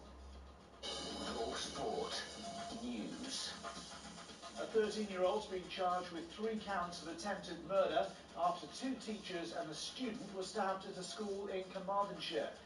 Harvey Weinstein's 2020 conviction for rape has been overturned, with a New York court ordering a new trial in the landmark Me Too case.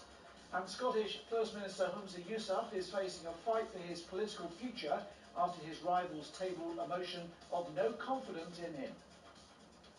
talkSPORT weather with QuickFit. We're here for every journey in the future with over 300 EV trained sensors. Find your nearest at quickfit.com and drive away happy every time. Cloudy with scattered showers on Friday, sunny spells in the north, but rain developing in the southwest.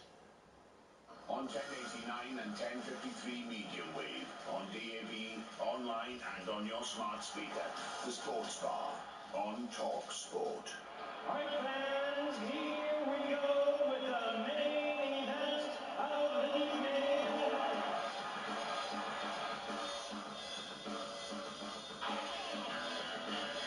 Yeah, good evening and welcome to the Sports Bar with me, Jeremy Har, and him. He's over there, he's going at it again, it's Jason Cundy. Has anyone seen Brighton, the Amex Stadium? You bastard seagulls! Can you me bastard seagulls? You want to hell of a beating?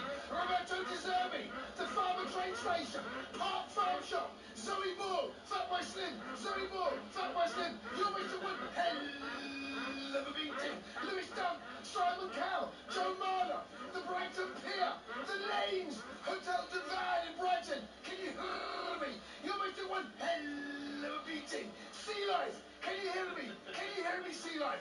You're going to one hell of a meeting. Right, here we go, Arsenal fans. You may have been hoping for a tougher game for Man City tonight, but they've gone to the Amex and hammered Brighton. Does the title look like it's over? It's a reminder of what City can do as well. What a side. Are they better, though, without Erling Haaland playing up front for them? 03 717 22 33 44, and it's a massive weekend in the title race. It's Tottenham's turn to try and stop Arsenal's title challenge. Can they do it? What does Anthony need to do? We're sending out an SOS. Save the Sports Bar. We can't have Arsenal winning the league. Get involved. 03 717 22 33 44.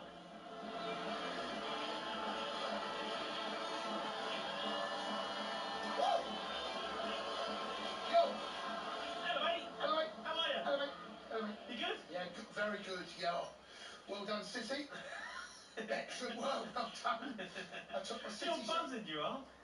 You're absolutely buzzing. I'm always buzzing because I'm with you, mate. No, you're more. You seem very chirpy. Jay, you seem very happy. Jay, it's been terrible for me, right? I've not had a lot to smile about. No. Right? No. Even less so when I'm sitting would you you smile though when you get up and look in the mirror? Not really much to smile about. I've dropped my pen. Hold on. She's got a pen this time. No, so you want to go straight into it, dear? No, right, let's have a chat. What do you want to do? What do you want to talk about? I've been at the Sports Industry Awards. No one cares. Alright, okay. Woodsy said hello. No one cares. She missed you. She don't miss She me. does. She said she listens all the time. She said she loves as anyone sees. Do you know what? She never messes me back. I message, she just blanks me. She does throw you a custard pie. She does. She throws you a massive custard. I remember Woodsy, she used to come in here, used to give me, oh, Jay, how you doing? Used to message me back now. Yeah, throw you massive. Who's this? Yeah, who's this? She did say who you doing sports bar with these days. She did say that, but. Oh, dearie. She misses talkSPORT, let you know. Do you know what we should do? We should get her in one, right? She said she wants to come on. You know what she said? She said, I want to phone up, but I don't think you'd want me on. I went, no, get her in. We need to get her about. Let's get her on the phone. Can we get her on the phone? Well, she's working. But she'd probably be listening later, so I'll give her a message. When there's a bit of downtime, because she's a busy girl. It's funny you wasn't invited to the Sports Industry Awards. I don't know why. Well, I don't know what it is. What is it? It sounds like it's an important... By the way, right? Sounds like it's a good do. I How's don't know everyone why I else? was there. How's everyone else dressed? So he messages the group, right? Messages the group earlier saying, I'm going to be a bit late. That's a joke. He's always late. No, he's not. You're not. You're never late. I'm never late. Don't say I'm late when I'm not late. Come on, Sam. No. Never late. Don't let me get you in the landing net too soon. Alright? And then I'm thinking, he's going to the Sports Industry Awards. I said to Billy, what's that? Bill, I don't know. No one knows what that is. So I'm expecting Jay to turn up, right? I'm expecting suit. At least the shoes should be clean. A tie, maybe. I mean, you turn up like you just Sports Direct, like you dipped in again to Sports Direct. I was the Lonsdale in there. I was repping. Why weren't you dressed up, Jay? Well, because I had to come and do the show with you. I'm not going to walk in with a black tie, am I? Look, listen, no one cares about what you look like here, but people care. But they do, because you look at you, you've got your pyjamas on, and I'm walking in with a black tie suit. Jay, you can't I'm going to look like a complete idiot. You can't go to an awards event with Lonsdale's on. You can't do that, mate. You can, because I didn't. Can't, mate. Listen, you know, no, Jay. You've got to rock up to these places and just front it. You can't. I did feel underdressed. People think, who's that scruffy? I did feel underdressed. It was unacceptable, actually. But I didn't have time, mate. I'm too busy. You have time. You make time. But I haven't got time. I'm too busy. I've got to deal with you. You've got time, mate. You've got to get here and see you. I have to fly in to get in, you know, and make you happy. Oh, thanks. Oh, we all should be grateful, should we? Thank God Jay's here. Thank God. The show would never survive without him. Right, let's talk about Man City anyway. Yes. We'll get Woodsy on later. Yeah. I mean, look, they're flying high, right? I mean, the big performance. People might have thought that one tonight would have been a tricky one, but Brighton are a bit... I'm not sure about Brighton at the moment this season. They've been really inconsistent. I don't know what Brighton are going to turn up, and look, Man City destroyed them. Yeah, look, but Brighton have overachieved and they've levelled out a bit. They've had big injuries to big key players, certainly at the top end of the pitch. It's just, this is how it should be.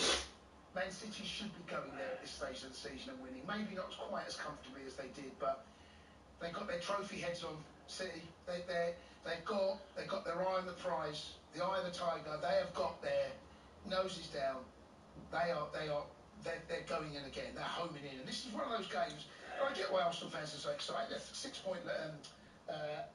5-point lead, sorry, and a 4-point lead, and they get it right. I mean, come on. I get it right. 5. But this one of these games you go, oh, they might struggle at Brighton. A year ago, maybe, not today. I mean, Kevin De Bruyne's header, Phil Foden again. I mean, just Phil Foden. Tonight, Gareth Southgate was there, right? He must be sitting there thinking, I'm going to have to play him.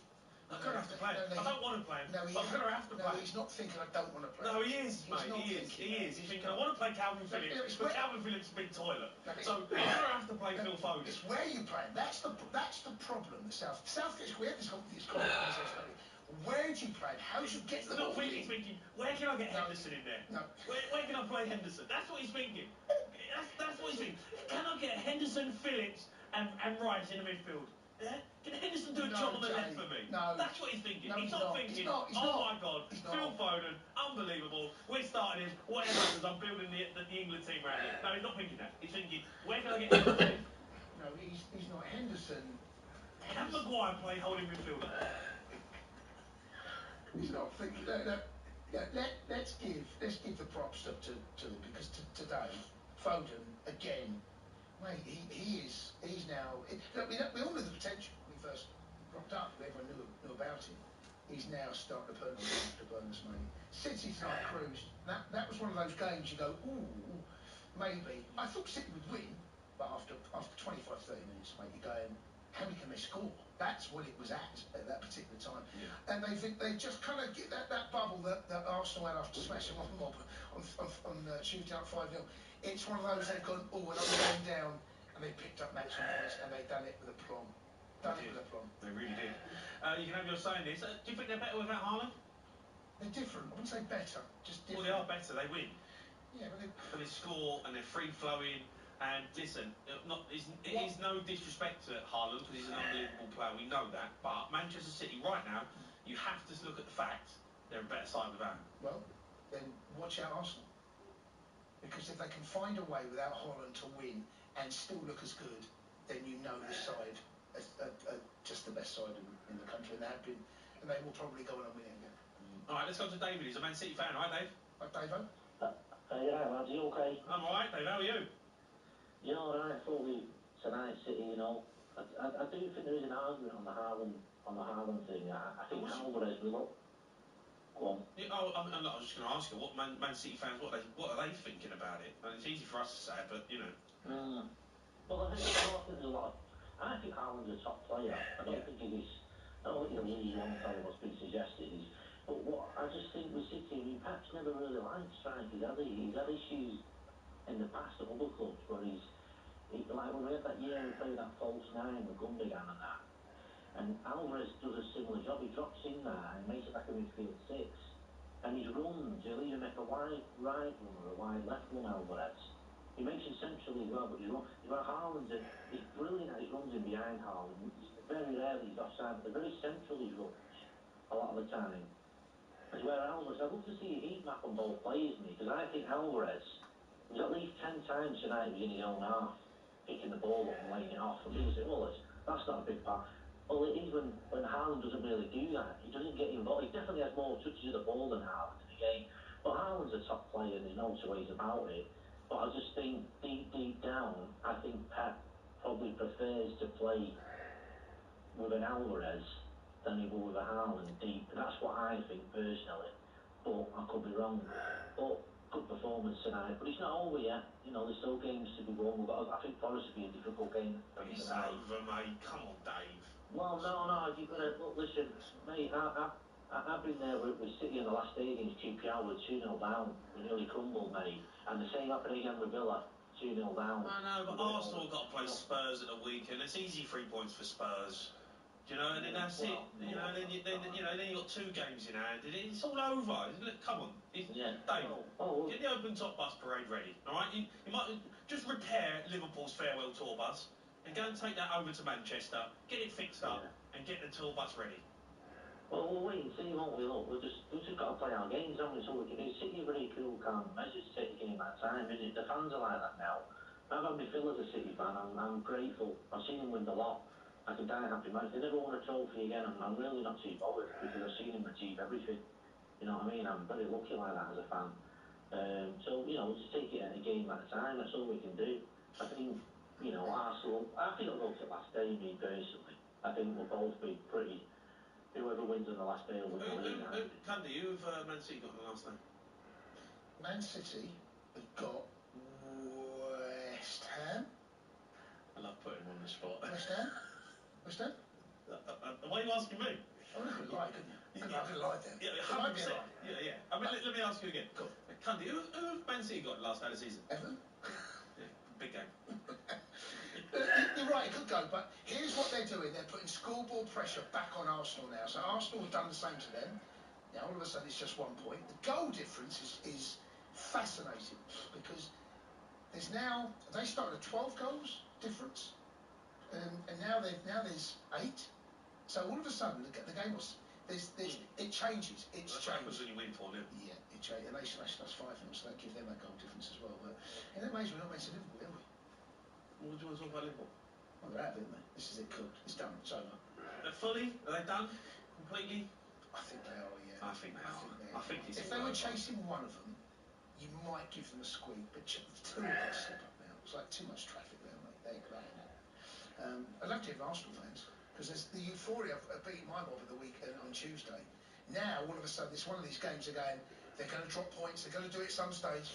Well, based on that, good luck. Well, let's go to Logan, who is an Arsenal fan. He's phoned us up. Right, Logan?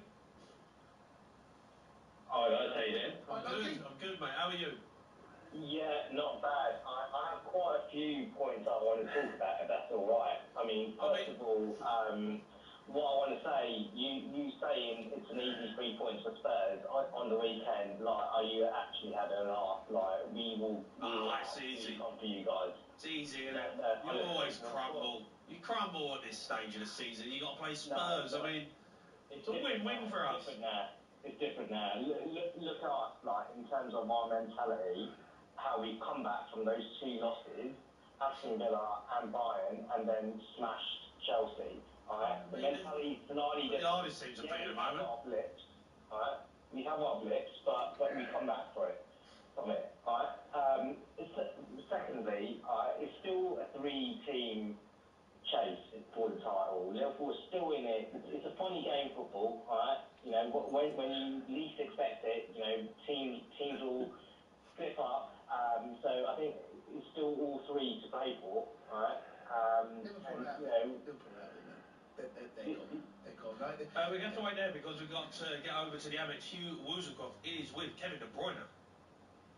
Kevin, congratulations on the victory. Just tell us how good it felt to be out there tonight, because it was a full team performance. Yeah, I think we did well, especially in the first half. I think we found the free man, scored some good goals. It's hard because Brighton play really good football, and to press them is not easy, but even the third goal, we found a way to press them good and score a goal, and then, you know, it's good to be 3-0 ahead. The second half was maybe a little bit less, but I think we did a good job today. First goal was a wonderful goal, your first ever headed goal in the Premier League. You looked absolutely stunned by it. Just tell us what went through your mind. It doesn't happen too often, doesn't it? But you know, the cross from Kyle was good, and I think the defender wanted to head it, so it was a little bit far for me. So I think the only way I could go for the ball was doing jumping header, and you know, I connected good, and it went in wonderful. So I'll take it. Picking yourselves up after that Champions League exit must have been tough. Just tell us, what did it take for you guys to bounce back in such a positive way at the weekend and then this evening?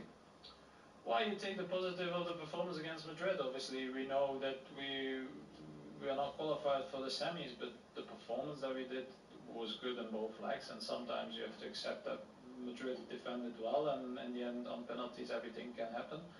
But then, you know, to bounce back in the way that we did against Chelsea and then today shows the mentality, I guess, from the team. I don't think it was ever in doubt anyway, in my mind, but, you know, it's good for the team that they're always willing to perform at the best level they can, and we'll take that. I don't know how close an eye you had on the other games this week. Big victory for Arsenal, defeat for Liverpool. In your eyes, is it now a two-horse race for the title? No, not really. Obviously, okay, Liverpool dropped points yesterday, but Arsenal did well. But you know, everybody can drop points. I know everybody expect all three teams to win always, but it's not that easy. These guys who we all play against have a lot of quality. Otherwise, you don't play on this level. So we have to be humble enough to take everything serious and be good and try to perform again on Sunday. Thank you. Congratulations. Yeah, brilliant there from Hugh Woosakoff with Kevin De Bruyne. I mean, what a player he is. Is he? Do you think he goes down as one of the best ever? Yeah, he's in the conversation, isn't he? I mean, see what he's done. You know, I saw with Chelsea, he had to go to Germany and then come back. And how did Chelsea let him go? I haven't let one of the best players to ever play in the Premier League league. He let two of them go. Yeah, well, I mean, Salah was slightly different because Hazard was blocking the path, but I don't know who was blocking De Bruyne's path. We've got to go back to Hugh because he's with Manchester City manager Pep Guardiola. Pep, it was a fantastic performance from your side tonight. How do you rate the quality of it? Knowing how difficult it's Brighton away, so always we struggled in the last years, and of course I am a big fan, a big admirer for the proposal and the way they play. It's an exceptional team in many things, but they have a lot of absence, players injured like Mitoma, like Gilmore, like central defenders, and yeah, we were lucky to score the first goal in the first time we arrived, and I would say that we controlled really good the first with a lot of passes. With that team, if you lose a lot of passes, you just run. In a front with Welbeck, with João Pedro, always they have a good weapon. So, but yeah, they continue the second half. I know Brighton never give up. Always they have the momentums. We were not as good as the first half in the second one, but sometimes it's normal. But yeah, at the end we did a good result. We won, and on to next. It was a week though of physical, mental, emotional stress as well. Just tell us about the character in your changing room that's enabled you to come through it. Yeah, I don't have any doubts about that. So they prove all around the world how good they are in many, in these circumstances. That doesn't mean it's going to happen, I don't know. But we know we are there. That is the dream. We are in the final FA Cup. We performed really well against Madrid, and for little details we are moved there. And I have to continue with that. You have to, you know, thinking in 2 days only we can say. So don't think much further than that. Phil Foden with another couple of goals this evening. In your eyes, is he the player of the season so far? I don't know. It's one of them, but honestly, I don't care. So what we want is like when I nominate the best manager, I don't care. So we want is won the title, win the the Premier League, and fight until the end is what I want to do. Julian Alvarez got on the score sheet here today as well. Tactically, do you have to play slightly differently when he starts in the team and Erling Haaland doesn't? And do we know when Erling will return?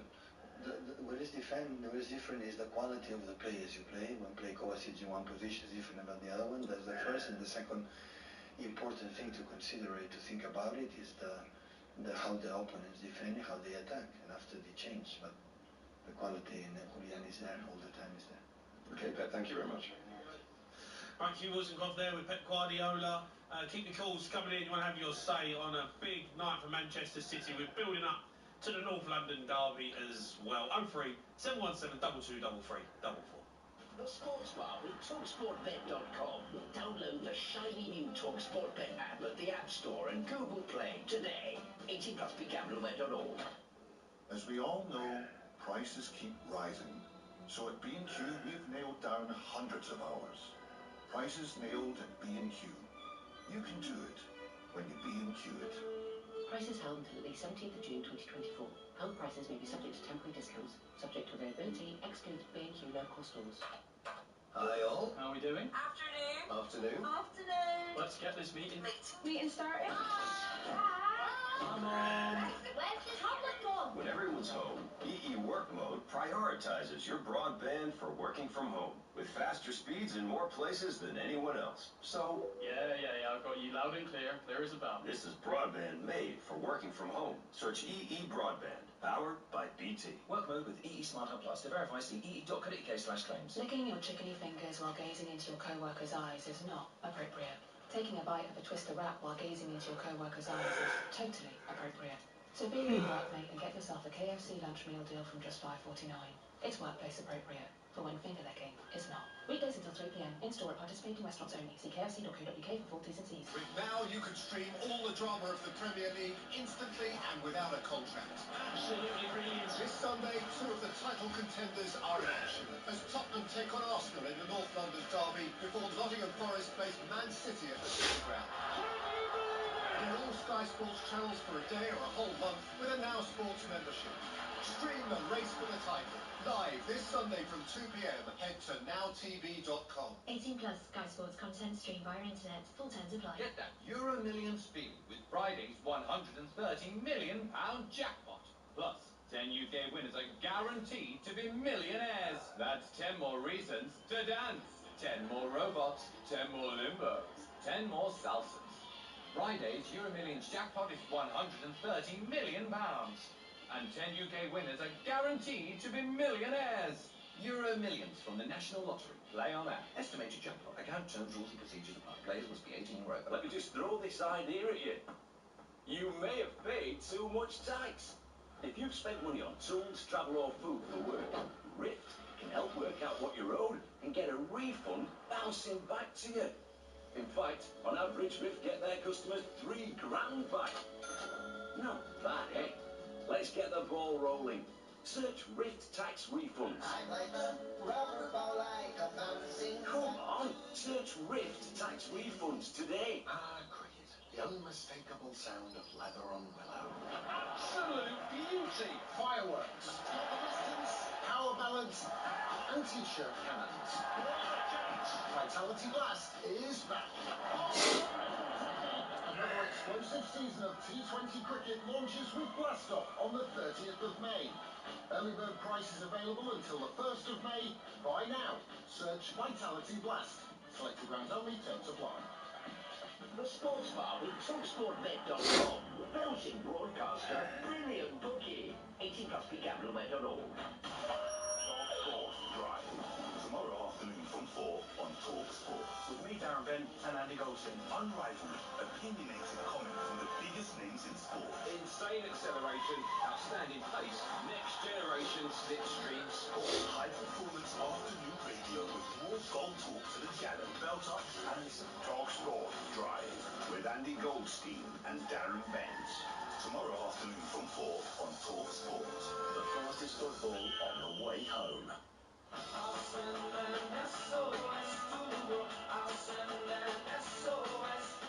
Minute touch from Baleba, but it's given away inside the box. Foden is there to bury it, and they have won that ball inside the 18-yard box. They had turned it over higher, and they had punished Brighton at source.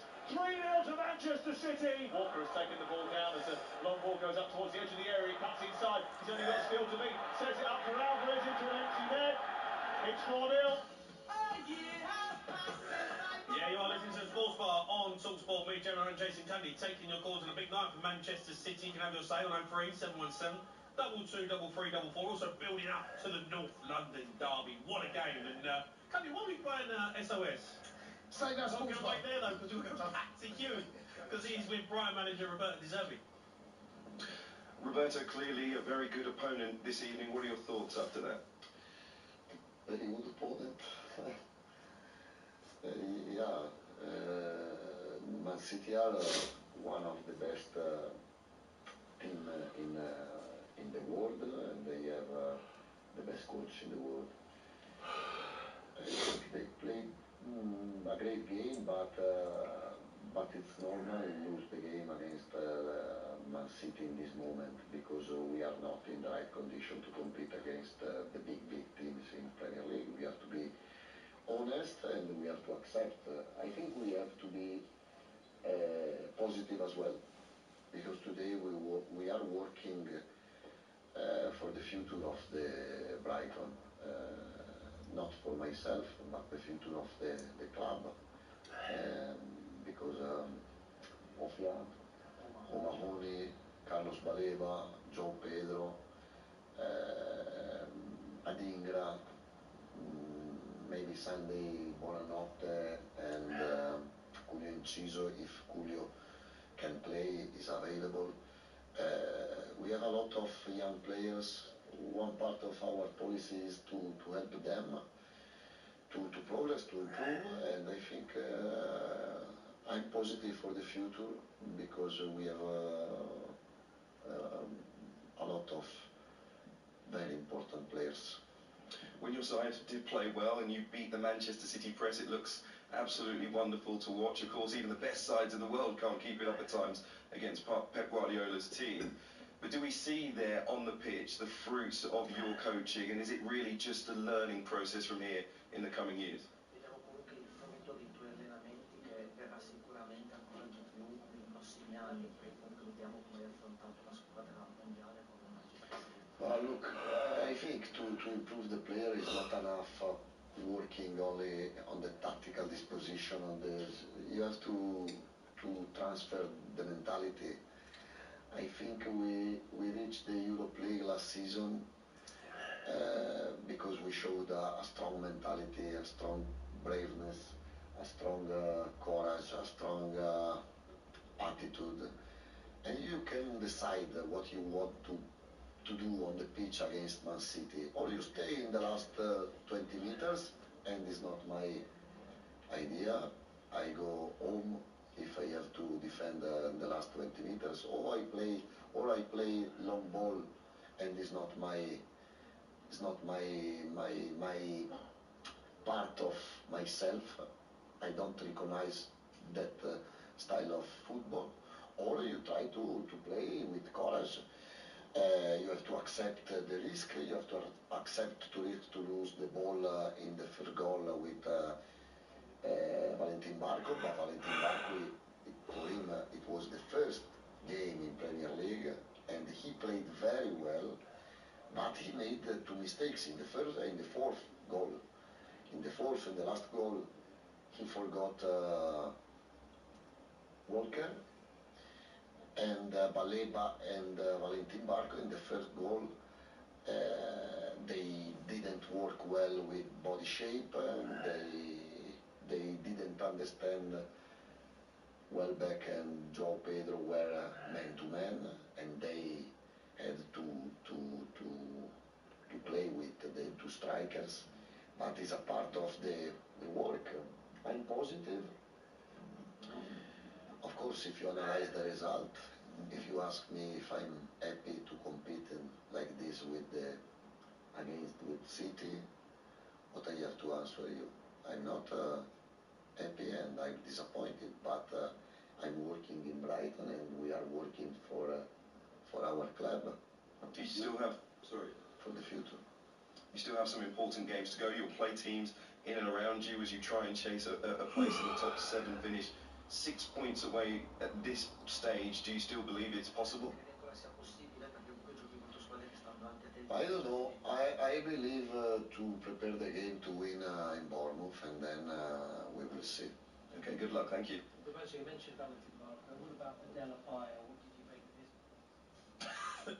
As you was got there with Roberto De Zerbi. He's always tough with in terms and also his English is getting better, obviously. Yeah. And I'm talking about him. No, I'm only joking. I'm only joking. No, it's hard. It's hard. It's not their main language. So. Yeah, of course. Yeah. And listen, he's got his team playing some good football, but they've been a bit inconsistent. You'd say. You don't want to say they've been rubbish because they're not, but inconsistent. Brian. Yeah. Injuries. And you could argue they're overachieved. Injuries have caught up with them. There's a number of Matoma's a big miss. Bonanati mentioned that. Let's be honest. This game, City should go there and win at this stage of the season, even with their full strength. It could be trickier, but tonight City showed they got the trophy in some way. Before I was rudely interrupted by a Brighton manager, we're playing SOS. Why are we playing SOS? We're playing SOS because it's Save Our Sports Bar, right? Jay, my good mate, is a Spurs fan. I'm a Chelsea fan. We can't have Arsenal win the title. We simply cannot have a sports bar. It would kill us, Jay. Jay, kill us. You've got to have to deal with people coming Gooners. Gooners. There's enough gooners in the office. Bus Everywhere parade, there's gooners. Can't happen. Can't have it, matey. My boys failed miserably at the weekend. Now all of a sudden, SOS, Save Our Sports Bar, is over Spurs. You've got, I mean, you absolutely flopped it, didn't you? Chelsea will do it. Chelsea will say we took 2 points. 5-0. Took 2 points off the beginning of the season, right? We've done our bit. Taken 2 off them. Are you going to be a Spurs fan for the weekend? No, never. Are you going to be cheering goals if Spurs rock Arsenal? You will, won't you? You will. You know what's coming. The Spurs company is coming out. There's no Spurs company. There is. There's no such thing. There is. There's facts. I've got it. I'm ready on my phone, waiting. Do you know what it is? I'll be cheering for the sports bar. That's what I'll be cheering for. Just cheering out for our sanity. Come on, just for one night. Yeah, go on. Just for one night. I don't feel okay. Come on, just for one night, you're going to be a Spurs fan.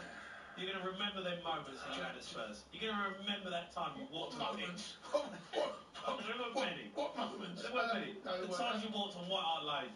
Do you know what, right?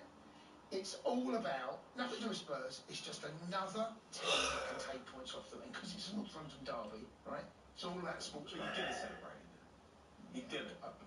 If the Spurs win, I'll give a little mini fist pump. A mini fist pump? Mini fist pump. It ain't because of Spurs. No? No, it's because Arsenal. But Spurs are not going to do it.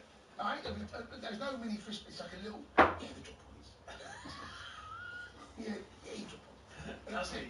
You're a Spurs fan for the weekend. Just accept it. There's going to be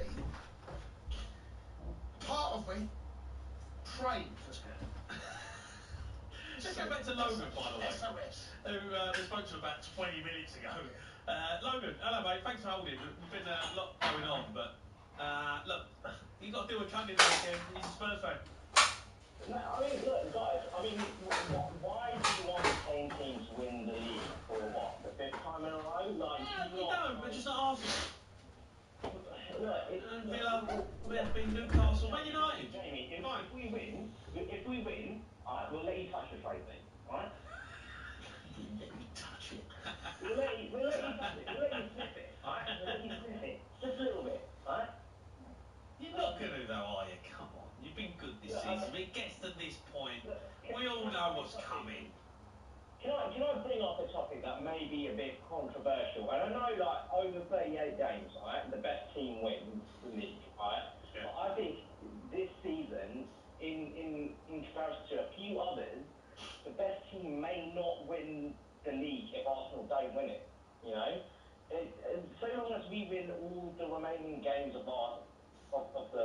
season, and we still fall short. I still think Well, then you're not the best team. The best. I think we're still the best team. Like, look, in terms Not if you don't win it. Logan, stop. In terms of the goals scored, goals conceded, goals different. Goals difference. No, you can't be. No, don't say Listen to yourself, matey. Listen to yourself. Look, don't. No, listen to yourself. Say that back again. Say it again. If we win every game that's remaining, and we still don't win the league, I still think we are the best team in the league. Say it again. Say it again. Eventually you'll go. I know the best team in the league, wins the league. But I think this team, it's an anomaly. Logan, I'm going to give you one more chance. Logan, give you one more chance to retract that statement, or say it again. No, say it again or retract it. I'm going to say it again. I will say it again. I think it will be an anomaly that the best team has not won the league if we do not win the league. If you win the title, are you the best team? Yes. If you don't win it, are you the best team? If we win every single game. No. Answer the question. For the rest of the season. If you win the title, are you the best team? Yeah, though. No. Yes. Yeah. If you don't win the title, are you the best team? If Arsenal win every single game. No. Right. Okay. No. You can't. You can't change the answer. That would be a different question. It's an anomaly. Right, okay. No. Forget anomalies. Right. Logan, if Arsenal win the title this year, are you the best team? Yes. Right. If you don't win the title this year, are you the best team? Based on how we lose it, then no. I don't know where to go. He's confused me with that one. I don't know where. No. I don't know where you're going, Logan. I understand what you're saying. You've been a decent side. You've played some good football. Yeah, you've been exciting to watch. You have. Yeah, you have. You played some good stuff. You've been brilliant. Fair play to Arsenal. You conceded the least amount of goals. Yes. The most amount but if you don't win the league, you are not the best team. Okay, so when Leicester won the league, were they the best team in the league? Yes. No, they weren't. Who was? Arsenal. We beat them twice. I actually think Logan's serious. No, he is. No, guys, look, that season, I know I'm going back years. Where did you finish? We beat them home and all. I think it was 5-2 and then 3-1. Where did you finish? Right? Did you finish second in the end? Yeah, we did. Yeah, we finished second in a... 10 points behind Leicester, you finished? Yeah, you finished third in a 2-all fight. But Logan, I'm not sitting here saying that we were the best team. Here's the thing. That year, you weren't even in the title race. We were. No, you weren't. No one ever spoke about Arsenal winning. It was either Spurs or Leicester. You were never in it. No, until Christmas we were, and then Giroud got injured for a while. But you were the best team that year. Well, I mean, we still played. I mean, we beat the... Okay, let me ask you this. When Leicester won the title, I think it was 16, were Arsenal the best team in the country? I mean, we were better than that. No. Were you the best team in the country? So if we beat a team twice, home and away, are we not better than them? Over the course of 38 games, in 2015, 2016... Okay, fine, I'll give you that. Give me it! Oh, thanks! Oh, thank you very much. I mean, are Fulham the best team? If you're saying, Logan, if you're basing it on how teams play this season against each other, like you're just saying now, you took 6 points off Leicester that season, that made you the best team. Are Fulham the best team in the country this season? Because they took 4 points off. That's a great question. There's a bit of give and take here. Right? It's not an exact science. No, this is what you're saying. So Fulham are now the best team in the country. I'm not. It's not an exact science. I'm trying. Right? What I am saying is we've got the best goal difference. We've conceded the least amount of goals. Well, have an open top bus with that then. It's off the charts right now. Have an open top bus for that. Right? Have an open top bus. You can do that. You can have that celebration. The most goals scored trophy, and then you can have the most clean sheets trophy, goal difference trophy. Yeah, won the treble. Jason, we'll let you touch the trophy as well if you want. Right? Listen, I've touched it. I mean, wasn't that not going at my end? Do you not see what I'm saying? We've played the best football. All of our stats are off the chart, apart from a few games here and there that we way, it's nipped up. Okay, let me ask you a question. And, Let me ask you a question, Logan, right? Let me ask you a question. Go on. If you go on to win every single game for the rest of the season, right? Between now and then, right? Yeah. And City do the same, do you think you should get some sort of trophy to acknowledge it? No, because that's not fair. Maybe a shield to say we came close. No, but I would like it to be acknowledged or recognised that we were. By who? Who's going to What do you acknowledge want? him? Who do you want it acknowledged by? You finished second. Well, no, I just feel like it should just be out there, right? Like it's just an anomaly that like, the out there trophy. The out there shield. The out there trophy. Arsenal won the outfield. We're out there trophy. We'll have Alex Crook doing the open top bus for the out there trophy. Call it the Logan Recognition Award, right? The out there trophy. Well done, Arsenal. Well done. Well done. Well done, Arsenal. Excellent work, Arsenal. Yeah, they won the out there trophy. Well done. This season. As long as it's recognised, the out there trophy. Keep the calls coming in 03 717 223344. The Sports Bar with talkSPORT.com.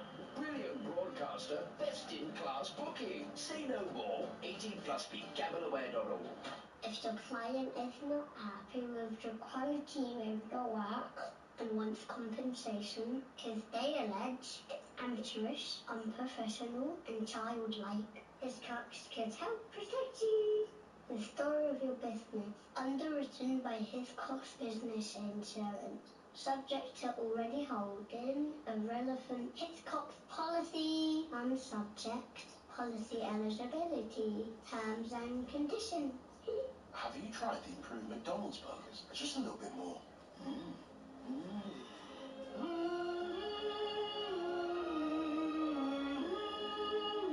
The classics. Now a little more. Comparison with prior classic burgers. Served after 11 a.m. subject to availability. Girls! Sean! It's bedtime. One more in! I'm almost done! Okay, kiddos. That's enough. Time's up. On to go. Your Wi-Fi is going off. Going off. EE Broadband lets you pause the Wi-Fi on your kids' devices, helping them to switch off and drift off. Search EE Home. Eligibility criteria apply. New EE broadband customers. With Now, you can stream all the drama of the Premier League instantly and without a contract. Absolutely brilliant. This Sunday, two of the title contenders are in action as Tottenham take on Arsenal in the North London derby before Nottingham Forest face Man City at the City Ground. Get all Sky Sports channels for a day or a whole month with a Now Sports membership. Stream the race for the title. Live this Sunday from 2 p.m. Head to nowtv.com. 18 plus Sky Sports content streamed via internet. Full terms apply. Turn up the rivalry. Turn up the noise. And turn up the action. The Gallagher Premiership Rugby Final 2024 is coming. It's the closest league in years, and now the iconic home of English rugby provides the ultimate backdrop to an epic battle, where the winner will take it all. Tickets are available now at premiershiprugby.com. The Gallagher Premiership Rugby Final 2024, Saturday, June the 8th at Twickenham. Turn it up. Here's football legend Jamie Redknapp for new hands-free Skechers slip-ins footwear. As a football player, I'm used to not using my hands. So when Skechers came out with hands-free shoes, it was a match made in heaven. Because with new Skechers slip-ins, I just step in and go, without bending down or touching my shoes. Find Skechers slip-ins at a Skechers store or skechers.co.uk. Here at the Virgin Games Development Hub, we run all sorts of tests to make sure our players get the most thrilling experiences, wherever they are. Like testing our game recommendations feature for people playing in the bar. Or our daily free games for people playing on the train. Or the perfect amount of free spins you get when you play £10. Let me see. Oh, it's 30. Get 30 free spins when you play £10. Virgin Games. Serious about playing. Visit virgingames.com. 18 plus UK only. New members only. Must opt in. Free spins on double bubble. 1 week on size, max size. 30-day expiry. Full rules at virgingames.com. Play responsibly. BeGambleAware.org. Saturday night, live Championship football on talkSPORT 2. What a goal! Hull versus Ipswich. Kick-off, 8 p.m. The shoots has got it! Saturday night on talkSPORT 2. Full of football. I'm calling out for help. Someone help me.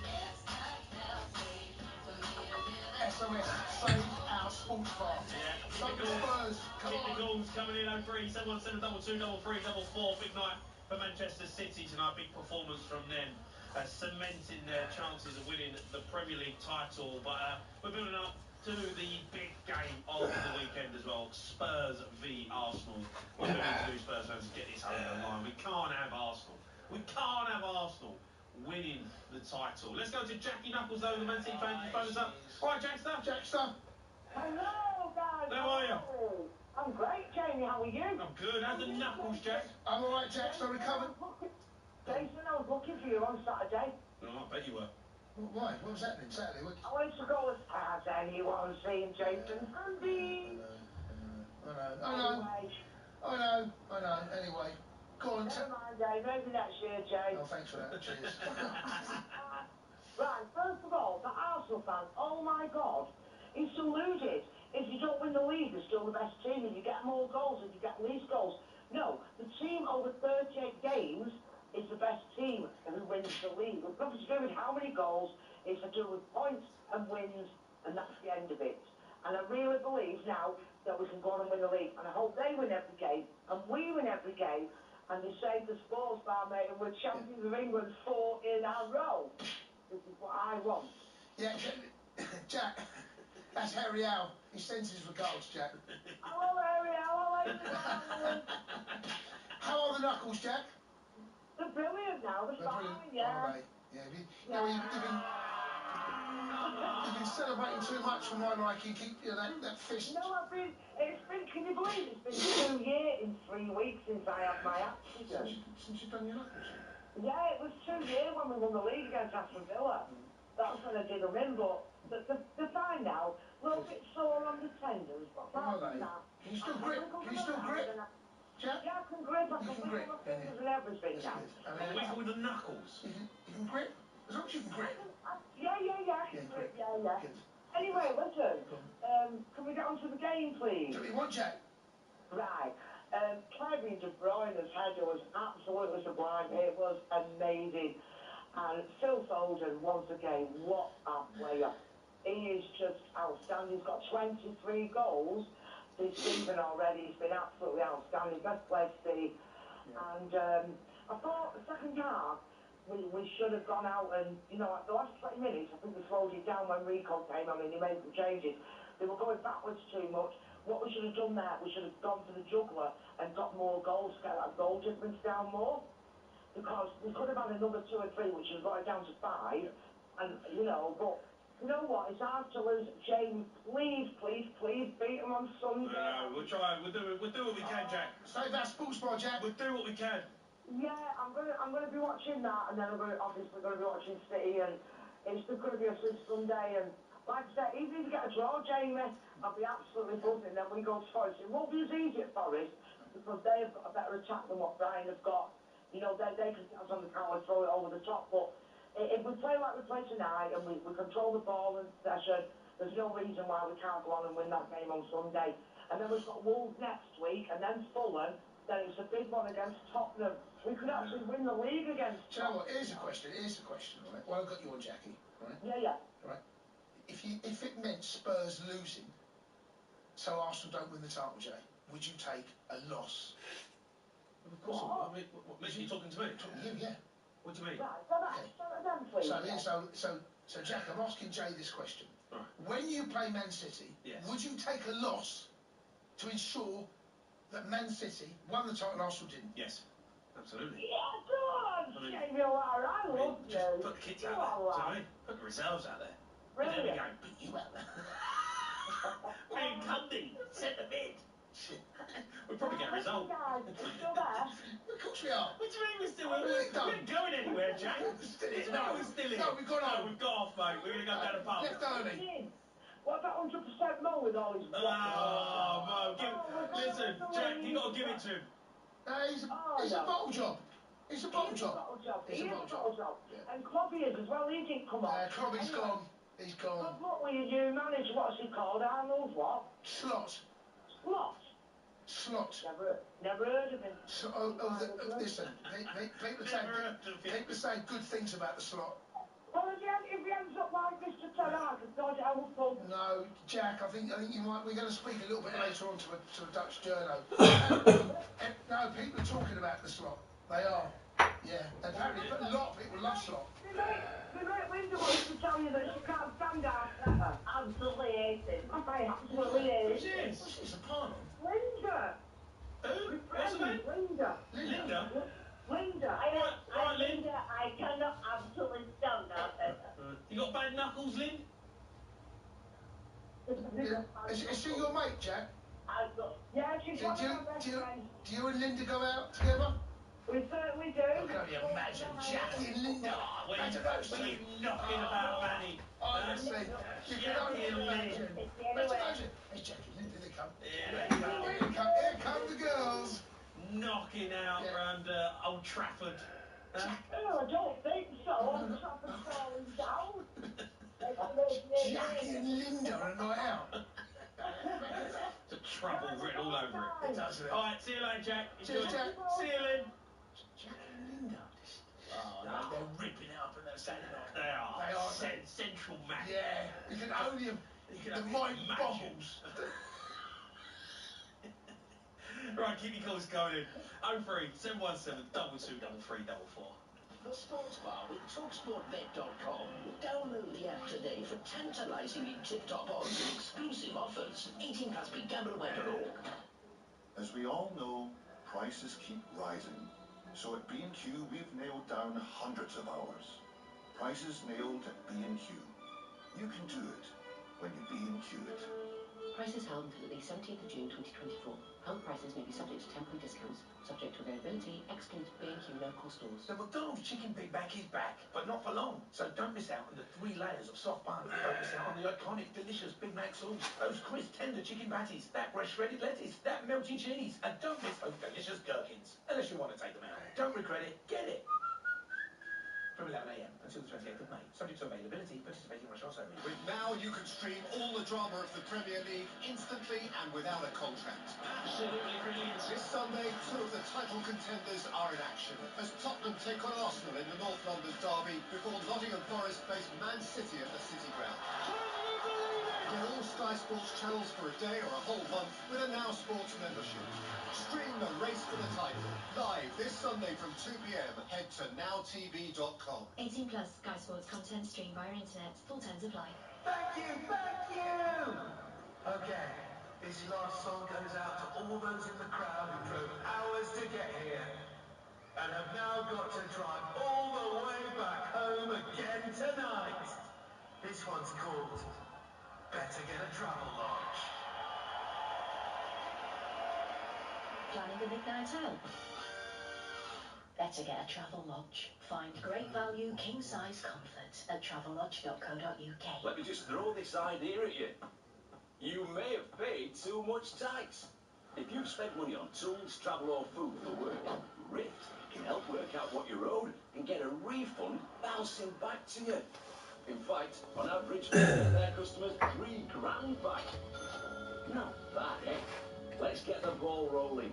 Search Rift tax refunds. I'd like a rubber ball like a bouncing. Come on, search Rift tax refunds today. Cricket, the unmistakable sound of leather on willow. Absolute beauty. Fireworks, power ballads, and t-shirt cannons. Vitality Blast is back. Another explosive season of T20 cricket launches with Blastoff on the 30th of May. Early bird prices available until the 1st of May. Buy now. Search Vitality Blast. Selected rounds only, terms apply. Here at the Virgin Games Development Hub, we run all sorts of tests to make sure our players get the most thrilling experiences, wherever they are. Like testing our game recommendations feature for people playing in the bar. Or our daily free games for people playing on the train. Or the perfect amount of free spins you get when you play £10. Let me see. Oh, it's 30. Get 30 free spins when you play £10. Virgin Games. Serious about play. Visit virgingames.com. 18+ UK only. New members only. Must opt in. Free spins on double bubble, 1p coin size, max size, 30-day expiry. Full rules at virgingames.com. Play responsibly. BeGambleAware.org. 1089 and 1053 medium wave on DAB, on the app, on your smart speaker. Super-sized Blu-ray pool with over 50 games of live football. talkSPORT. Talk Sport. Right, keep your calls coming in on the Sports Bar 03 717 22 33 44. But let's get news and sport headlines now with Mark Tyler. Good evening. A fourth successive title is in Manchester City's grasp. They're just a point behind the leaders Arsenal with a game in hand. 2 goals for Phil Foden in the 4-0 win for Pep's side at Brighton tonight. As a long ball goes up towards the edge of the area, cuts inside. He's only got skill to beat. Sets it up for Alvarez into an empty net.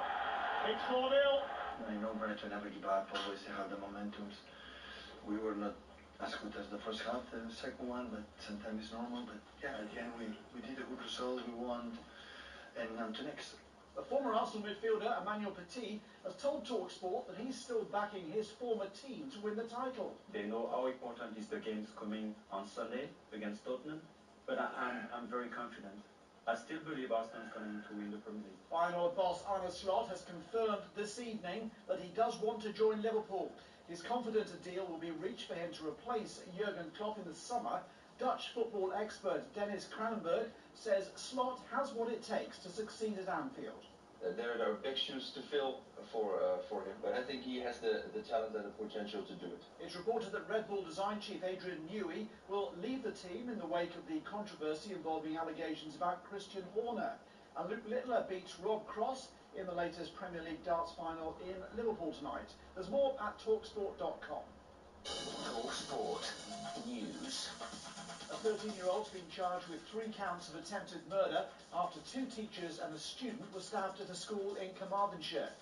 And Scottish First Minister Humza Yousaf is facing a fight for his political future after his rivals tabled a motion of no confidence in him.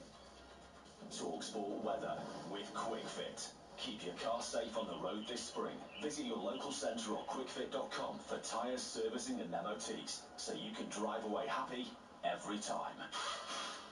Cloudy with scattered showers on Friday, sunny spells in the north, but rain developing in the southwest. On 1089 and 1053 medium wave, on DAB, online and on your smart speaker. The Sports Bar on talkSPORT.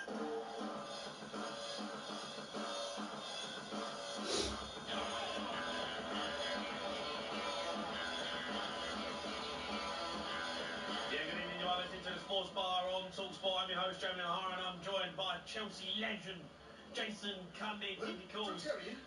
Keep your calls coming in. Premier League action tonight.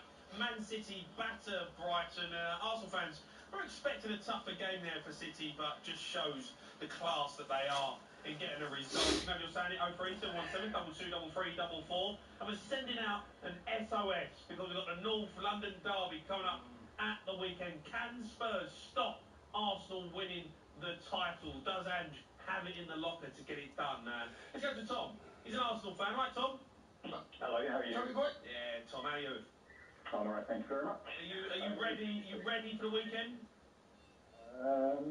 Hopefully it'll be a good game. I'm not saying that we're definitely going to win or anything like that, but you know, at this stage of the season, with Man City playing the way they do for the last 10 games or whatever, they're a bit of a juggernaut, so not really expecting much anyway. But yeah, it's always a good game. It's always a bit tasty.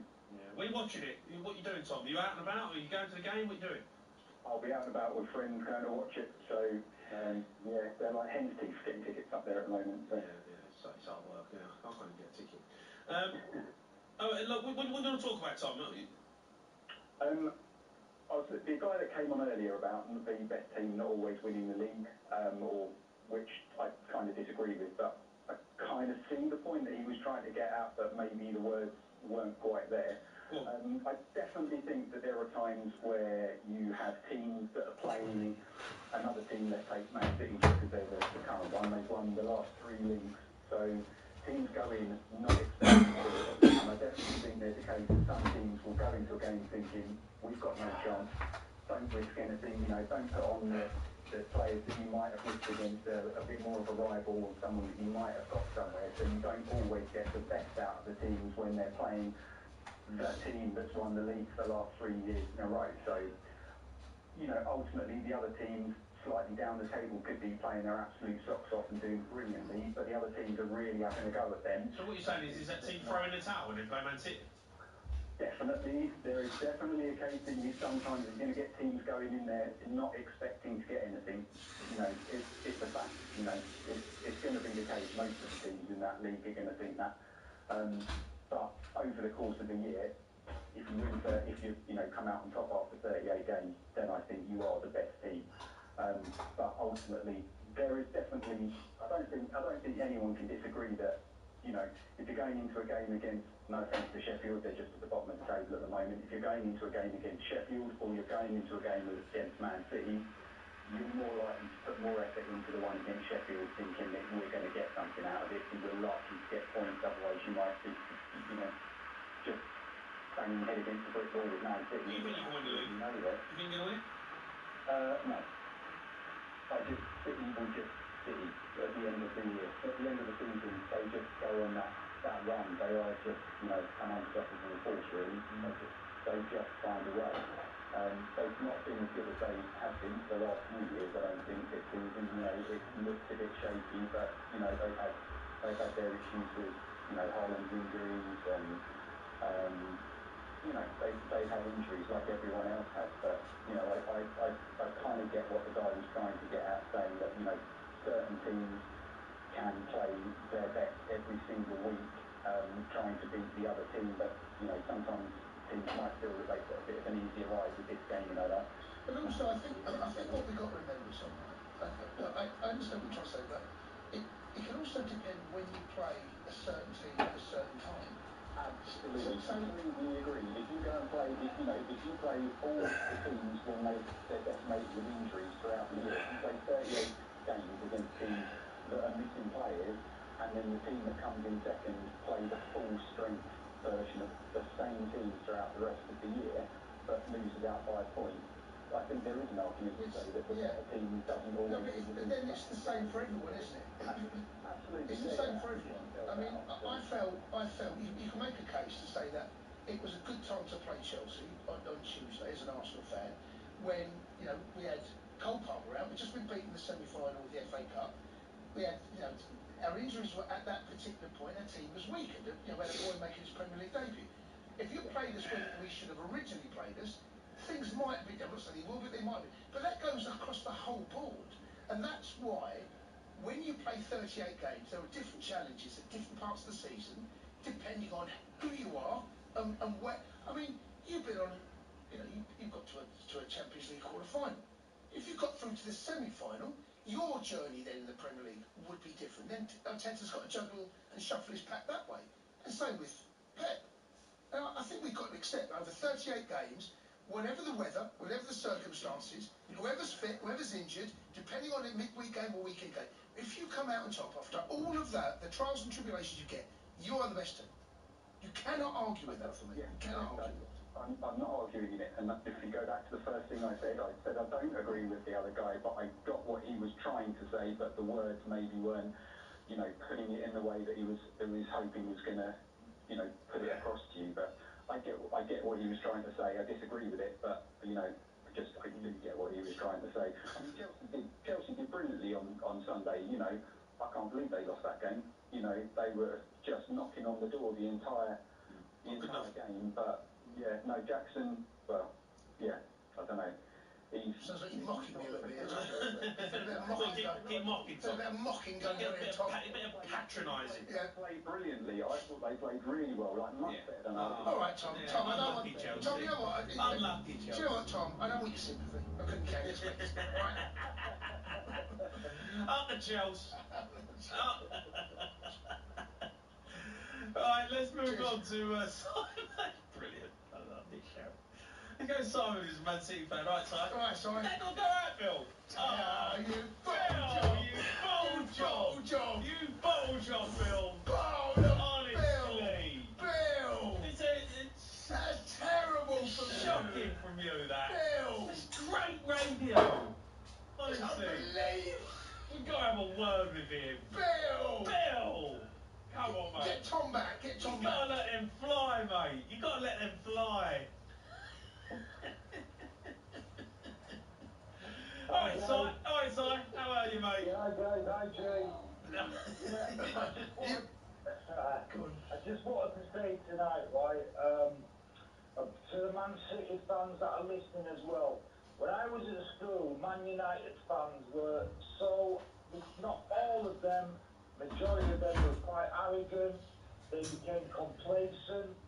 They became cringeworthy to be around, you know. And I'm saying to the City fans, what I noticed today with another City fan is humility with the fans, that we don't fall into the same trap as Man United. We're taking it one match at a time. I don't hear City fans saying we're going to do this. No, I think there's an air of humility, and I believe Pep Guardiola's put that into the team as well. And I just say to the City fans, let's keep the humility. Let's not become like the Man United fans. I wanted to say this as well. Man City and Pep Guardiola have changed English football totally. Playing from the back, no superstar striker. It's a team effort. Every person is known in the Man City, from the Man City squad, from Haaland to Edison. And lastly, I want to say this. Honestly, hold on. The hypocrisy. Calm me down. The hypocrisy. You've just said there about what Man United fans are like, right? And you've just done exactly. You said it's humility. Now you say Man City have changed English football. You hypocrite. Okay, well. Listen, Simon, in the same breath. You've just gone about what Man United fans are saying and doing. Okay. You've just done exactly the same. Would you agree with this, that Pep Guardiola in Man City have kind of changed the boring style, you know, the England style, that the 4-4, the 4-3-3. What were Arsenal playing under Arsene Wenger? What did they play? I don't really, not really interested. Man United in 2008. Let me tell you why I'm not interested in Arsenal as well, because you just brought me to my last point, right? What I'm angry about with Arteta is he was trained under Pep Guardiola, and when he plays Pep Guardiola with Arsenal, Man City, the disrespect he gives to Pep Guardiola, I'm like, he trained you, and he sent you out. Sorry, what disrespect? Where you are now. Sorry, what disrespect? I don't know what disrespect you're going on about. I feel like when Man City played Arsenal, like when it was 0-0, if you go back and watch that, when Pep Guardiola meets Arteta at the end of the game, it just kind of goes up, comes up to Pep Guardiola, nods at him, and he's gone. There's no loyalty there from where he's trained it, where he's brought it. I want him to show more respect than a quick nod and storming off. He gives him a shake. He shakes his hand. He walks off. I mean, you know, what do you want of a public show of affection? I mean. Yeah, well, that's my view. I just think, from what I see of him, there's no respect there. And let's not forget this, guys, right? Let's not forget this. Even if Arsenal win the league, Pep Guardiola, he was Pep's disciple. Let's not forget that, guys. And you're right, okay. Simon. Go on. What? I don't know what your point is here. You phoned up, right? Clearly, Manchester United, growing up, have got under your skin, right? And how did you describe them? The fans when you were... I think they was quite arrogant. Arrogant? What do you think to your next game? No, hold on. Let's go back to what you were saying, that you find them arrogant, yeah? Yeah. And what else? Quite, complacent. Complacent, yeah. And they became so complacent that they thought they was going to win everything all the time. People got so tired of Man United. Simon. My point is, I hope City fans do not become like Man United. It was refreshing to hear the other City guy say, do you know what? Simon! No, hold on. Simon, right? So people, it's been dumped, right? You dropped a big F-bomb, right? Yeah. Right? I think you need to say sorry. Oh, you did. No, you shocked yourself, so didn't you? He did. When he said it, he went, So sorry. It's all right. We'll let you off. You're passionate. It's all right. You're a passionate guy. Yeah, I am. Don't get yourself blocked, though, all right? Sorry, we don't want one more, mate. That's a yellow, right? Yeah, you're on a yellow. You've got away with one. You've two-footed, right? You've got away with one. Thank you. You've gone in, studs up. The VAR ain't seen it. To be fair, mate, that's almost a red, that one. almost, he's over the ball. Guys, what do you think to this, right? Right, I'm trying to say this with the air of humility, right? What do you think to Man City changing the superstar striker? Haaland has learnt the hard way. Listen, there's no room for superstars in the eyes. This is a team, and Haaland has learnt the hard way. So, what would your view be on Man City changing the Ronaldos and the Beckhams? Listen, this is 2024. This is a team effort. So, what's your view on that? Well, I don't know what the question is. Pardon? I don't know. What's the question? Is there a question? Do you think Man City have changed the way it used to be a one superstar team back in the day? But Man City now have changed the style. Like it's now a team effort. What do you mean? What do you mean? Sorry, mate. Hold on. What do you mean? What Get a couple of beers, what Man United? What was that team that dominated? Was that not a good team? Who, Man United? When they dominated for 10 years. Yeah, but it was he just brought in the Cantonars and the What do Man City do? Pardon? What do Man City do? I think they've made it a team effort. I mean, what I'm saying is there's no single superstar in that team. Haaland tried and failed miserably, and the team players... Failed miserably? What, Haaland's failed miserably? What? He broke his goal scoring record last year and won the treble. The team have knocked him into shape, yeah, and said, listen, this is not about you. This is about every single player. Because they knocked Haaland into shape. I love Simon. Yeah, I like Simon. Yeah. But it's always a straight red. Do you know what I love that? He accused United fans of being arrogant. Next thing he said, Man City changed the face of English football. Keep your calls coming in, 03 717 2233 44. The Sports Bar with talkSPORT.com. Belgian broadcaster, brilliant bookie. 18 plus begamblerware.org. McDonald's are making small improvements to our classic burgers, searing our 100% British and Irish beef patties so they're even juicier. And we're serving them hotter for meltier cheese, all in new toastier buns. The classics, now a little more Comparison with prior classic burgers, served after 11 a.m, subject to availability. In people's postcode lotteries May draws, your ordinary postcode could deliver some rather extraordinary news. Because a share of £17.3 million must be won. And there are prizes every day. So join the 70% of postcodes across Great Britain that are already playing. And sign up your postcode before midnight on the 30th of April. Good things come knocking with People's Postcode Lottery. PPL manage lotteries on behalf of good causes. 18 plus conditions apply. Play responsibly, not available in Northern Ireland. And you join us now with this penalty shootout locked at an unbelievable 90-all. Yeah, I hope these fans haven't got a train to catch. 2019 now! Oh, this is going to be a long night. You're telling me. Last train home won't wait for penalties. Better get a travel lodge. Find king-size comfort up and down the country at travellodge.co.uk. Just hearing the sound of something can transport you, taking you to a happy place, the great outdoors. If you like the sound of that, then it's time for Golf Now.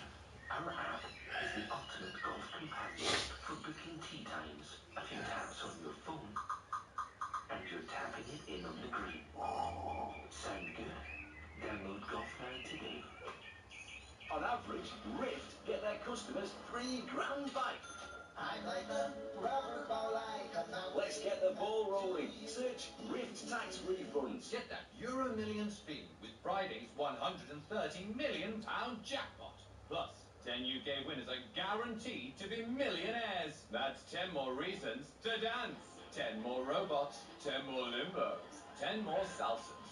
Friday's Euro Millions jackpot is £130 million. And 10 UK winners are guaranteed to be millionaires. Euro Millions from the National Lottery. Play on app. Estimated jackpot. Account terms, rules and procedures apply. Players must be 18 and over. The Premier League is bigger and better. better than ever. Don't miss any of this season's action on talkSPORT with Now. This Saturday is Game Day, featuring talkSPORT's most full-on football-dedicated schedule ever. It's your non-stop, one-shop Premier League destination. Game Day on talkSPORT with Now. Stream all the Sky Sports action like Everton versus Brentford, live Saturday, contract-free with a Now Sports membership. Search Now Sports, 18 plus, stream via internet, terms apply. The goals are cooling. This Saturday, exclusive kick-by-kick commentary of Aston Villa versus Chelsea. Coverage from 7:30. Kick-off 8 p.m. On talkSPORT. Football form on the sports bar with talkSPORTBet.com. Brilliant broadcaster, best in class bookie. Say no more. 18 plus BeGambleAware.org.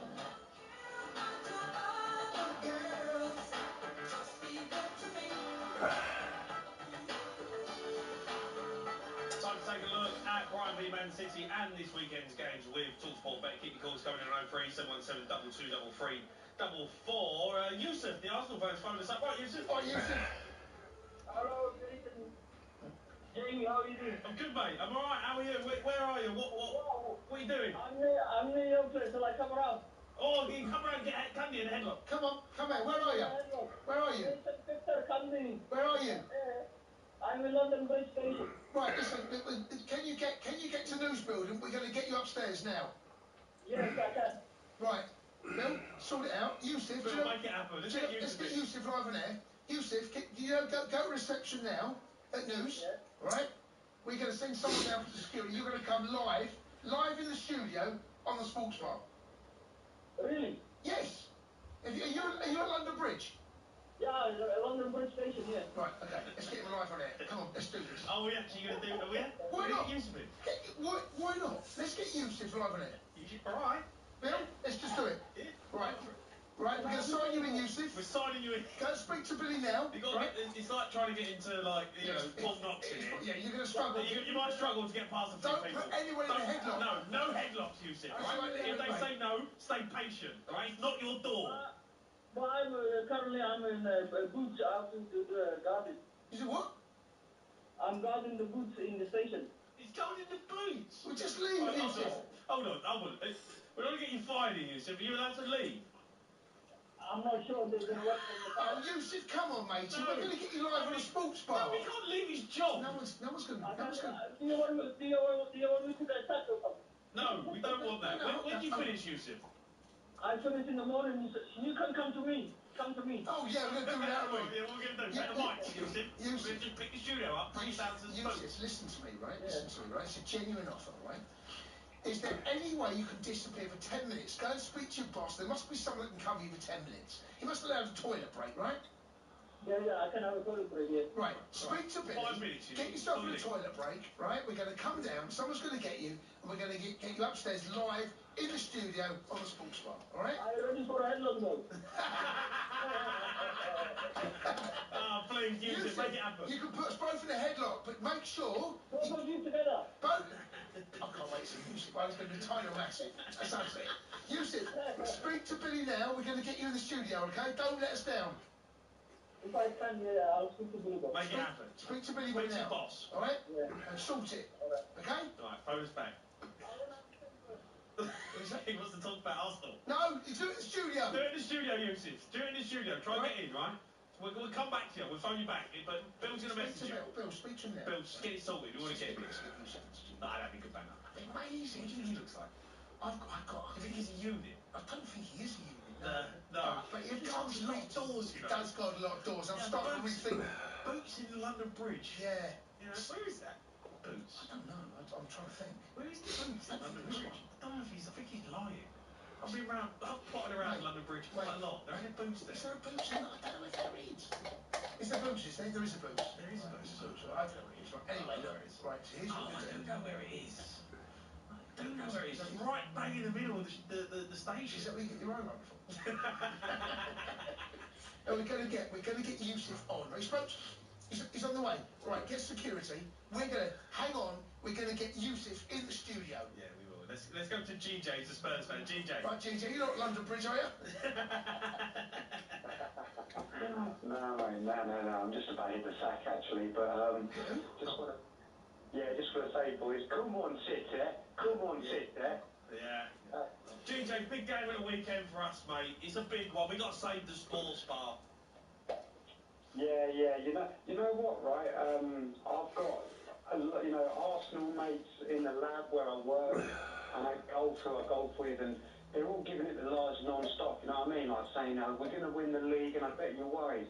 Thinking, I'm worried, you're having a laugh. This is Man City we're up against. We're not against some bottlers, do you know what I mean? I know, but... Say again? City, Arsenal up against Man City, right? Like, they're not up against a bunch of bottlers like Spurs or, like Villa or some another club like that. Who's Spurs? Why are you saying Spurs? It's your team. You can't believe he said that with his own team. A bunch of bottlers. Stop, what are you talking about, GJ? Listen, I'll be honest with you. North London derby, What's going on, GJ? It's all there for us to copy Everton and take down our rivals. It's there on a plate, on your own. It's on your own doorstep, your own patch. You can take that title away from Arsenal, GJ. Come on. I know, but you know what? I tell you what. Obviously, I'm hoping that we beat them. Right? Even a draw's good enough. But if we can't get a result, then let's kick them up in the air. What do you mean? You know what I mean? Like, look, Romero, right? He's, you know what I mean? He's due a red card, isn't he, right? He's not in to go and hurt someone. No. The game. Yeah, I know, but I'm saying if we're losing the game, right, and, like, let's say we're 2-0 down, with like a minute to go, you know what I mean? You're not playing dog and duck football here, mate. You can't... What are you saying? Romero's going to go and nobble Odegaard? Yeah, just look, a nice little late one through the back of Odegaard. Lovely job. GJ, what is this? GJ, come on, mate. Come on, I like you, mate, but come on. This is poor for you, GJ. That's not how you want to be as a football club or a football team. You want to go and win the game and win fairly. Oh, like Højbjerg, cheeky rake down Saka's Achilles. You know what I mean? Oh, sorry about that, mate. I trod on you. You know what I mean? I was going for the ball, mate. No, just something like that. No, I can't be having that, GJ. This is poor from you, GJ. Not having that, mate. This is poor, mate. I don't want Arsenal win the title as much as you do, but these are people's careers you're talking about. What if he broke his ankle and he's out for 18 months? No, I'm not talking about that. Just keep him out for a couple of weeks, you know what I mean? You can't design a tackle to keep him out for 2 weeks. You can't do that. Nah, but I mean, the problem is, right, like with our players, I want some players in there with a bit of bite like Vinnie Jones, but at the moment, some of our players are more like Bridget Jones. What's going on? What do you mean? What boot him? GJ, come on, mate. You're better. It's not good for you. It's a derby. No, but you want him to have a bit of bite, you want him to have a head. But you don't want him to go and get sent off. No. You have cool heads. No, you can't, mate. You can't be going around saying this to people like that. No, all I'm saying is, right, obviously, I want us to keep a cool head, and if we're winning the game or drawing the game, all good. But if we're losing, right, you know what I mean? And the clock's... No, I don't know what you mean. I don't know what you mean, GJ. I mean, this is not, it's not hard football. I ended my career at 29 through a knee injury, right? You can't be going to deliberately injure people, mate. I know you can leave a bit on your head. You can't, come on, GJ. You've got to be a bit more, we've got to be better than that, mate. Got to be better than that. If they beat us because they're a better side. Nah, but come on, we are not. We've got to leave a mark on them. We've got to take something off them, do you know what I mean? Points! There's no way we can have them winning that league, Jamie. No way. You can't go around booting them. Well, do you know what I mean? It's a man's game, isn't it? No. That's not being a man. I don't think you get that's being a coward, GJ. That's not being a man, that's being a coward. Too many people support you there, mate. Yeah, it's poor, mate. It's poor. GJ, mate. He's phoned up. He's all right. That's terrible. Yeah, no, it's not. No one here is condoning that. No, it's terrible. Absolutely not. No, we don't want that. We want a fair game. We want a tough game, hard game. Fair. Tackles going in, fair enough, no problem. But no, if you're getting beat, do not be getting. We do not want that. That's not how we want to be seen as a football club. Right, we're going to take a look at some top stories next on talkSPORT website. We're going to continue taking calls, and hopefully Yusuf, he's going to get in the studio to see if we can get him in on Foot Knocks. Football form on the sports bar with talkSPORTBet.com. Brilliant broadcaster, best in class bookie. Say no more. 18 plus BeGambleAware.org.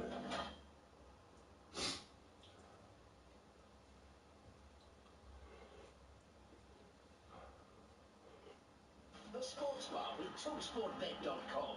Download the shiny new talkSPORT Bet app at the App Store and Google Play today. 18+BGambleAware.org.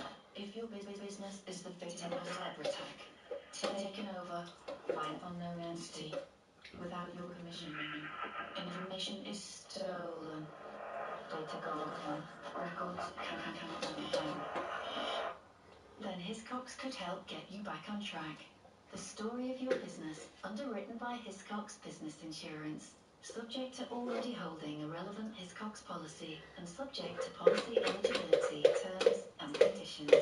As we all know, prices keep rising. So at B&Q, we've nailed down hundreds of ours. Prices nailed B&Q. You can do it when you B&Q it. Prices held until at least 17th of June 2024.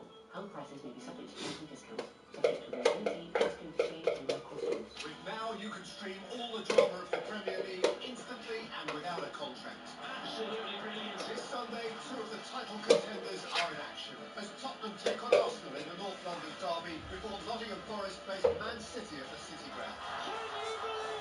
Get all Sky Sports channels for a day or a whole month with a Now Sports membership. Stream for the title. Live this Sunday from 2 p.m. Head to nowtv.com. 18 plus Sky Sports content streamed via internet. Full terms apply. Cricket. The unmistakable sound of leather on willow. Absolute beauty. Fireworks. Stop the distance. Power balance. Anti-shirt cannons. Vitality Blast is back. Another explosive season of T20 cricket launches with Blast Off on the 30th of May. Early bird prices available until the 1st of May. Buy now. Search Vitality Blast. Selected brands only. Terms apply. Nothing beats a Jet2 holiday. So count on us to make sure your summer holiday is worth every penny. With over 50 sunny destinations, an amazing choice of 2 to 5-star hotels, and 22 kilograms of baggage included. Book summer now with just a £60 deposit per person. And spread the cost with flexible monthly payments. Jet2 Holidays. Package holidays you can trust and fragile protected. Subject to availability conditions. You got a little wager with Paddy Power on this one then? Yeah, mate. Big man to score any time. I'm backing him. Oh, it looks like it's the big man who's coming off. Oh, he's going to struggle to score from the bench, pal. Oh, fear not, punter, because with Paddy Power's super sub, your bet carries over to the player coming on. So now, all subs are super. Paddy Power. Football, you're going to love it. Valid on selected leagues and markets only. Pre-match and in-play bets on qualifying player outcome selections only. T's and C's and exclusions apply. 18 plus BGambleAware.org. talkSPORT Podcast League. The debrief with Alan Brazil and Gabby Abonga-Hall. Hello, Owen. Are you alright, Gab? Featuring uncensored conversation. Bill Dagger swinging the Outrageous anecdotes. Of course. Can I have a drink now? And breakfast beers with Alan Brazil. I'll have one. It's your show. The podcast that takes you behind the scenes of the UK's most rock and roll breakfast show. She heals us. I'm dead. Of the fire. Watch on YouTube and listen free on the talkSPORT app or wherever you get your podcasts. Cameras on.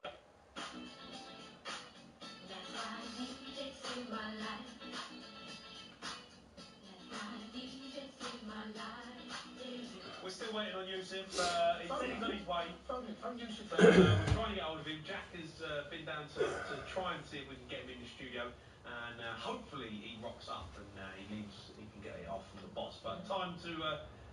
it's time for this. talkSPORT.com.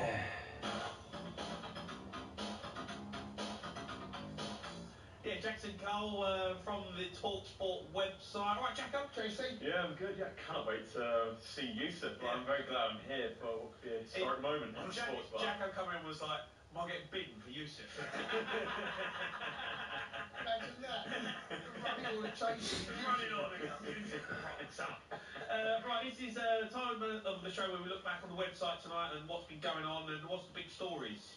Yeah, the first one's from the world of darts. Luke Littler on night 13 of the Premier League darts. He was in Liverpool, and he's a well-known Manchester United fan. On his social media, he has taken the opportunity to mock Liverpool a few times, and he got a bit of a bad reception. But I think he had the last laugh after being booed when he was walking on before his first match. He did a 2-0 gesture with his hands in reference to their defeat to Everton last night. But I assume some of those fans in the crowd would have been Evertonians anyway. But yeah, pretty deal from Luke Littler. Fair play to him, and he backs it up as well. And he won. Yeah, he won tonight, so he is top of the Premier League with only 4 nights to go, which is brilliant for him. What a star he is, isn't he? Do you remember that call? He's got some confidence, and he don't mind having a bit to it. He's very